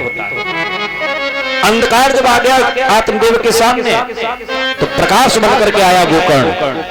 बताया, पिताजी दुखी मत हो, क्योंकि संसार में सुखी कोई है ही नहीं, और जीव बाकी इस संसार में सुखी है कोई। गरीब कहे धनवान सुखी, धनवान कहे सुख राजा को भारी, राजा कहे चक्रवर्ती सुखी, चक्रवर्ती कहे सुख इंद्र को भारी, इंद्र कहे हम नाही सुखी, सुख ब्रह्मा विष्णु महेश को भारी, गुरुदेव कवित विचारी कहे हरि नाम बिना सब जीव दुखारी। पिताजी ये संसार ही दुखालय है। संसार क्या है? दुखालय। गीता जी में भगवान ने अर्जुन से कहा, अर्जुन ये संसार क्या है? बोले दुखालयम शाश्वत जगत। गीता जी में कहा है दुखालयम शाश्वत जगत। ये संसार ही हर समय दुख ही दे सकता है। दुखालय माने भोजनालय माने भोजन का घर, औषधालय माने औषधियों का घर, पुस्तकालय माने पुस्तकों का घर, तो दुखालय माने दुखों का घर। अब विचार करो, हम पुस्तकालय पर खड़े, पुस्तकालय पर खड़े, और हम दुकानदार से कह रहे गरम गरम 4 समोसा दो। बोलो भाई पुस्तकालय में समोसा मिलेंगे? या औषधालय में खड़े हम, औषधालय में हम खड़े और दुकानदार से कह रहे हैं कि भैया हमें लघु सिद्धांत कौमुदी दो या भागवत की पुस्तक दो, मिलने वाली है। तो जिसका आलय हो वो चीज मांगो। हम खड़े तो हैं दुखालय में, संसार है दुखालय, दुखालय में खड़े होकर के सुख की कामना कर रहे हैं, मिलने वाला है। बोलो भाई, जरा भी हमारे ऊपर संकट आता है तो हम बड़े रोने लगते हैं, अरे राम राम ये क्या किया, ये क्या, भगवान को दोष देने लगते हैं। अरे भगवान कहते हैं हमें दोष देने से पहले बोर्ड टंगा है ये तो पढ़ो। भाई दुकानदार को दो सप्ताह दें जब बोर्ड हम पढ़ ले। भाई बोर्ड अगर हम पढ़ लेते हैं, बोर्ड उसने अगर टांग रखा है कि अपनी विशेषता का, तो भैया फिर उसकी गलती क्या है। भगवान दुकानदार हैं संसार के, तो उन्होंने टांग दिया बोर्ड, बोले दुखालयम, सावधान, सुख की कामना मत करना, ये दुखालय है, यहाँ सुख नहीं मिलने वाला। तो पिताजी इस संसार ही दुखालय ही तुम्हें दुख ही दे सकता है। अगर सुख चाहिए तो अपने दो बंधनों को काट दीजिए। और जो दुख का कारण जो है, हम जीव दो रस्सियों से बंधा है, जब तक दो रस्सियां नहीं कटेंगे तब तक सुखी होने वाला नहीं। कौन दो रस्सियां हैं? एक बात और बताएं, भागवत की कथा सब लोग जानते हैं, सब सुनी हुई है, लेकिन भागवत में अगर किसी ने किसी को उपदेश दिया है वो उपदेश जरूर सुना करो। उपदेश बहुत मार्मिक होता है। यहाँ पर गोकर्ण ने अपने पिता आत्मदेव को उपदेश दिया है, बहुत बढ़िया। आत्मदेव से कहा गोकर्ण ने, पिताजी दो रस्सियों से जीव बंधा हुआ है, जो दो रस्सियां काट देता है वही सुखी हो जाता है। और वो दो रस्सियां क्या है? बोले अहमता और ममता। अहमता और ममता, जो इन रस्सियों को काट देता है वही सुखी हो जाता है। परशुराम से भी लक्ष्मण ने यही कहा था। जब धनुष टूटा, राम जी ने तोड़ दिया, तो परशुराम जी फड़फड़ाते हुए आए, किसने धनुष तोड़ दिया, ये किसने तोड़ा, उसे मार डालेंगे, शास्त्रा बाहु के समान दुश्मन है, जब तेरा राज पलट दूंगा, जिसने धनुष तोड़ा उसे बाहर निकालो। बहुत फड़फड़ाए रहे परशुराम जी महाराज। राम जी हाथ जोड़ करके सिर झुका करके आगे बढ़ रहे। महाराज कोई दासी तुम्हारा होगा जिसने धनुष तोड़ा होगा, हुई है कोई दास तुम्हारा? नाथ सम्बुध अनुबंधन नहीं आ रहा। परशुराम जी कहते वो दास नहीं हो सकता, वो शास्त्रा बाहु के समान मेरा दुश्मन है जिसने धनुष तोड़ा है। आज उसे मैं जिंदा नहीं छोड़ूंगा, मार डालूंगा, ये करूंगा वो करूंगा, जाने क्या क्या करूंगा। बहुत बोल रहे। लक्ष्मण थोड़ा आगे बढ़े। लक्ष्मण ने राम जी से कहा भैया, बोले हम, बोले थोड़ा पीछे। बोले बाबा जी से दो बातें हम करेंगे। राम जी ने कहा तुम क्या करोगे बात? बोले हम इसलिए करेंगे क्योंकि जो भाषा आप बोल रहे हो वो ये समझ नहीं रहे, और जो ये समझ सकते हैं वो आप बोल नहीं सकते हो। इनकी भाषा के विशेषज्ञ हम हैं। भाई कोई इंग्लिश का विद्वान हो तो उससे इंग्लिश में बात करो, सुविधा रहेगी। हिंदी का विद्वान है तो उससे हिंदी में बात करो, सुविधा रहेगी। अब हम हिंदी के ठहरे विद्वान, आप हमसे इंग्लिश में बात करो, हम तो समझ ही नहीं पाएंगे। तो जिस भाषा का जो जानकार होता है उससे बात करने में सुविधा रहती है। तो जो भाषा ये समझ सकते हैं वो हम बोल सकते हैं, इसलिए हमारी इनकी बात बढ़िया लगेगी, सुविधा रहेगी। दोनों लोग आप पीछे हटो। अब राम जी हट गए पीछे। लक्ष्मण संभाल के बात करना, बड़े क्रोधी हैं। लक्ष्मण ने कहा हम कौन से शांत स्वभाव के हैं, हम इनसे खा रहे, बड़े आगे। लक्ष्मण ने कहा बाबा जी राम राम। राम राम राम राम का तो प्रणाम किया, चलो प्रणाम ही कर लेते हैं। अच्छा एक बात बताओ, आप दुखी क्यों हो? अब परशुराम ने कहा लो इससे पूछो, हम दुखी क्यों? इतनी देर से बता रहे धनुष तोड़ दिया, धनुष तोड़ दिया, धनुष तोड़ दिया, इसलिए दुखी हैं। लक्ष्मण ने कहा अजीब बात है, बाबा जी ऐसे नगर में लाए कि यहाँ समस्या पूरी धनुष की है। जिसके मुंह से सुनो वो धनुष की बात कर रहा है। अभी एक श्रीमान जी चिल्ला रहे थे, नाराज हो रहे थे कि धनुष क्यों नहीं टूटा, धनुष क्यों नहीं टूटा, धनुष क्यों नहीं टूटा। अब धनुष टूट गया तब एक श्रीमान जी आ रहे, वो कह रहे धनुष क्यों टूट गया, क्यों टूट गया, क्यों टूट। अब ऐसे नगर में ला करके बाबा जी ने खड़ा किया, यहाँ पूरी समस्या धनुष की है तो कहां तक सुलझाई जाए। तो बाबा जी से कहा आप दुखी क्यों हो? बाबा जी ने कहा दुखी हम इसलिए धनुष टूट गया। तो लक्ष्मण ने कहा ये तुम्हारे दुख का कारण नहीं कि तुम्हारा धनुष टूट गया। बोले फिर हम दुखी क्यों हैं? बोले हमें पता है रोग तुम्हारे अंदर है लेकिन पता हमें है। देखो कभी कभी ऐसा होता है कि कोई व्यक्ति बहुत परेशान होता है और कहता है हम बहुत परेशान हैं, और उससे पूछो काय परेशान, वो कहता हमें खुद नहीं पता हम काय परेशान। कहते हैं ना, हमें खुद नहीं पता हम क्यों परेशान है। यही हाल परशुराम जी का। अच्छा, परेशानी अगर पता हो जाए तो उसका ट्रीटमेंट भी हो जाए। मर्ज अगर पता हो जाए तो उपचार हो सकता है कि नहीं, बोलो भाई। डॉक्टर लोग पहले जांच करते हैं, मर्ज की पता करते हैं मर्ज क्या है। तो लक्ष्मण ने कहा मर्ज तुम्हारे अंदर है, पता हमें है, डॉक्टर हम हैं, मर्ज हम बताएंगे, ट्रीटमेंट तुम्हें करना पड़ेगा। बोले क्या? बोले तुम्हारे अंदर जो ममता है और अहमता है ये तुम्हें दुखी कर रही है। यही धनुष पर ममता के हेतु, जो तुम्हारी ममता इस धनुष से जुड़ी है यही तुम्हें दुखी कर रही। बाकी धनुष तुमने बहुत से तोड़े, बहुत धनु ही तोड़ी लड़काई और कबहुन असिरिस कीन घुसाई। यही धनुष पर ममता के हेतु सुन रिसाई का प्रकुल के तुम्हारी जो धनुष से ममता जुड़ी है वो तुम्हें परेशान कर रही है। देखो जहां तक सवाल है वो ममता ही हमें सुखी और दुखी करती है। सुबह बैठे चाय नाश्ता कर रहे थे मेहमान के साथ में, तब तक पेपर भी पढ़ते जा रहे थे। पेपर में लिखा था भयंकर एक्सीडेंट, ट्रेन टकराई, हजारों मरे, ट्रेन टकरा गई। चाय पी, अरे मरे होंगे ज्यादा, ये पेपर वाले कम लिखते हैं। चाय पियो, नमकीन खाओ, बिस्कुट खाओ, क्या अपना तो कोई मरा ही नहीं, दुख ही नहीं। और तब तक उसमें लिखा फला सिंह भैया, वो फला हमारे रिश्तेदार थे, वो भी उसी ट्रेन में गए थे। अब चाय पानी छूट गया, बताओ कोई चाय पिएगा? अगर अपने किसी मेहमान रिश्तेदार की बात सुन ले उस एक्सीडेंट में तो चाय पियोगे?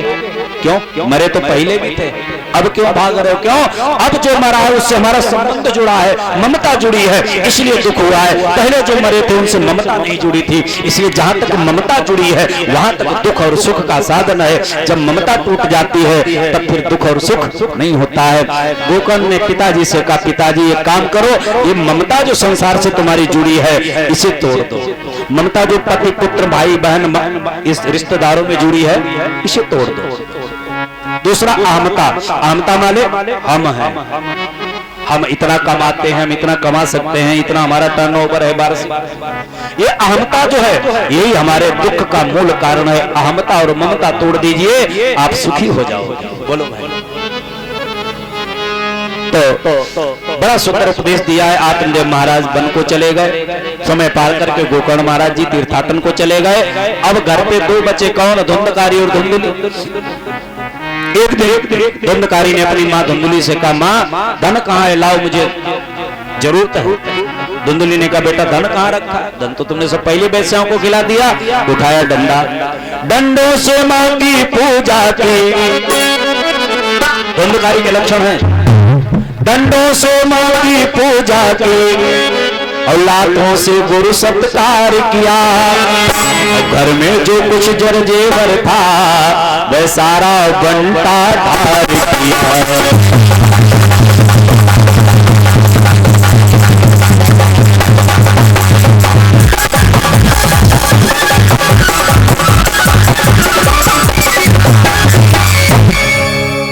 डंडा उठाया, जलती हुई लकड़ी के द्वारा धुंधुली को पीटा तो धुंधुली ने कुएं में गिर करके अपना प्राणांत कर लिया। 5 वैश्या ला करके घर में बिठाई।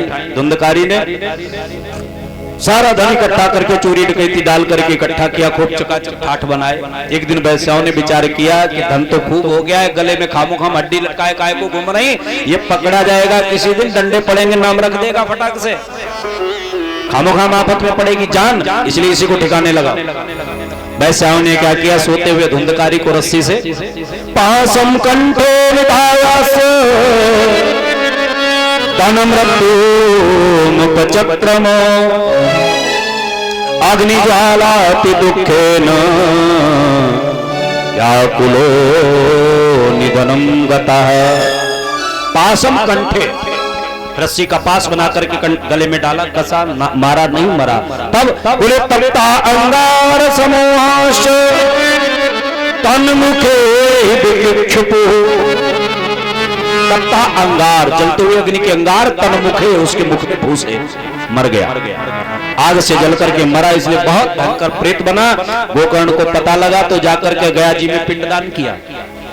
अच्छा, हमारे सनातन धर्म की मर्यादा है कि हम लोग जाकर के अगर किसी के नाम का अपने संकल्प से वहां पिंडदान कर देते हैं तो पितृ से उसे मुक्ति मिल जाती है, गया जी में जाकर के मुक्ति मिल जाती है।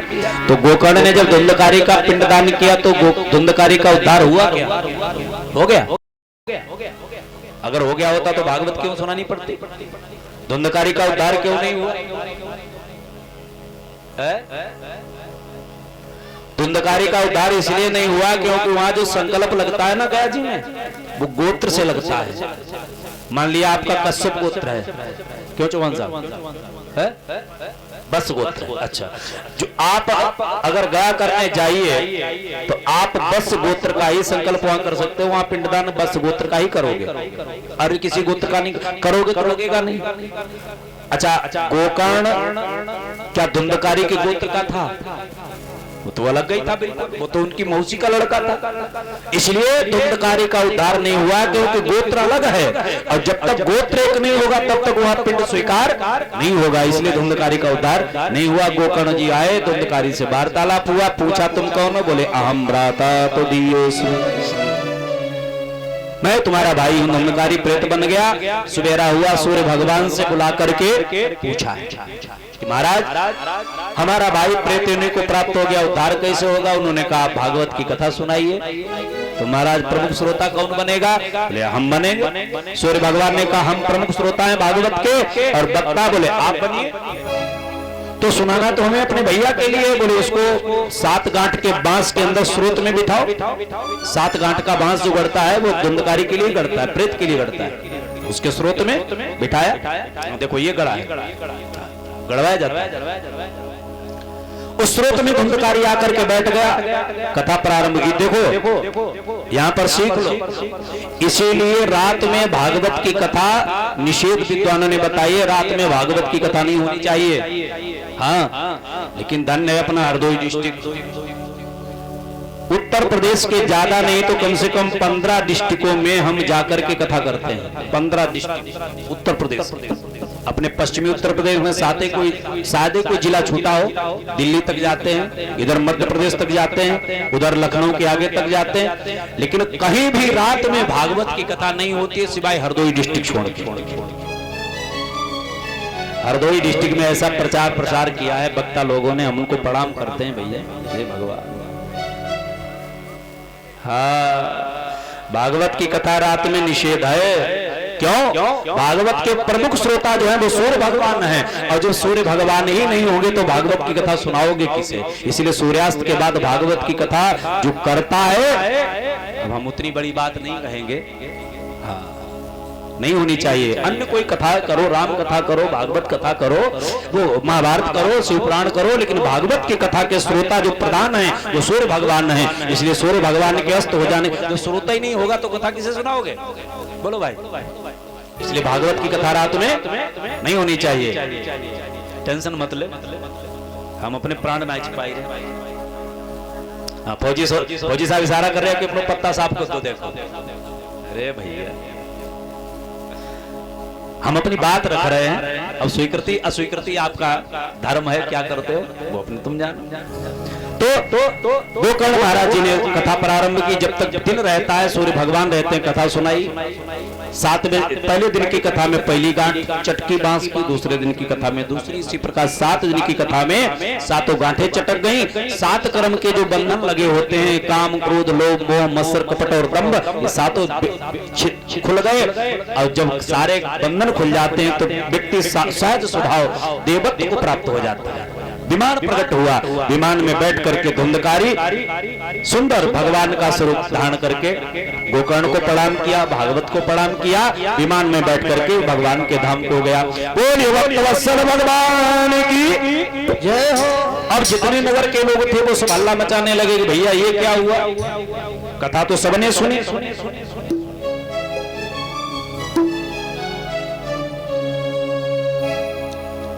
कथा तो सबने सुनी,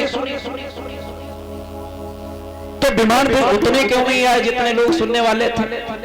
उतने विमान क्यों नहीं आए? विमान ये एक क्यों आया?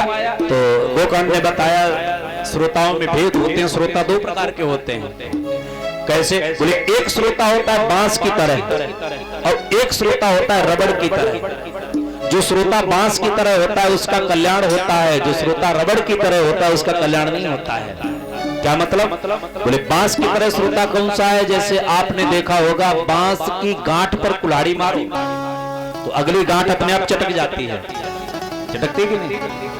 श्रोता ऐसा ही होना चाहिए। वक्ता एक बात कहे, अगली बात श्रोता अपने आप समझ ले, उस श्रोता का कल्याण होता है। वक्ता ने कोई बात कही, अगली बात अपने आप समझ ले श्रोता, वो श्रोता उसका कल्याण होता है। और एक श्रोता होता है रबड़ की तरह।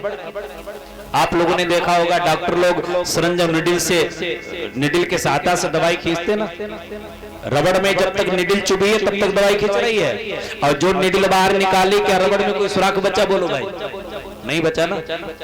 उसी प्रकार जब तक पांडाल में बैठे कोई खोपड़ी हिलाए रे पंडित जी बिल्कुल ठीक कह रहे, बिल्कुल ठीक कह रहे, और जो बाहर निकले हमें नहीं पता कौन सी सुनाई कथा, पल्लू झाड़ कथा, ऐसे श्रोता का कभी कल्याण नहीं। तो श्रोता मन से कथा जो सुनता है तो उसका कल्याण होता है। दोबारा फिर कथा प्रारंभ हुई, गोकर्ण महाराज जी ने करी, विमान प्रकट हुए और पुनः सब विमान में बैठ करके भगवान के धाम को गए हैं। बोलिए भक्तवत्सल भगवान की जय हो। तो सूत जी कहते हैं सनकादिक ऋषियों ऐसे ऐसे पापात्माओं का उद्धार भागवत जी की कथा से होता है। तो महाराज एक बात और पूछना चाहते हैं, भागवत के लिए समय कौन सा रखा जाए, कितना खर्च होता है भागवत जी में? हाँ, ये कथा भागवत जी में आई है। खर्चा के बारे में पूछा कि भाई खर्चा कितना आता है, तो समय तो बताया, बोले जो शुभ समय लगे, जिस समय में आपके पास समय हो कथा सुनने का, उस समय में रखो। किसी कामना के लिए अगर कथा करा रहे हो तो मुहूर्त पूछना जरूरी है। जैसे पुत्र की कामना के लिए फैक्ट्री चल जाए कामना है, गाड़ी आ जाए ये कामना है, शादी हो जाए ये कामना है ना। अगर इस प्रकार से कोई प्रयोजन है तो मुहूर्त पूछवाना जरूरी है। किसी अच्छे विद्वान से मुहूर्त पूछो। और यदि निष्काम कथा करा रहे हो तो उसके लिए मुहूर्त की कोई जरूरत नहीं है। कब जब गुड़ खाओगे तब मीठा ही लगेगा, तो मुहूर्त की कोई आवश्यकता नहीं। बोले तो फिर महाराज खर्चा कितना हो जाता है? बोले जितना खर्च बिटिया के विवाह में होता है, भागवत जी में लिखा है, बोले जितना खर्च बिटिया के विवाह में होता है उतना खर्च भागवत जी की कथा में करना चाहिए। अब बिटिया के विवाह का कोई नाप तौल थोड़ी ना है, कोई 10 लाख में करता है, कोई 50 लाख में करता है, कोई 1 लाख में कर देता है, कोई खाली हाथ नीले कर देता है, वही हाल। तो बोले यही हाल श्रोता का है। श्रोता को अगर सामर्थ्य है, गवर्नमेंट से मिल रहा है लाख खान का पैकेज हर महीने में, तो महाराज उससे मुक्त हस्त करना चाहिए, है ना।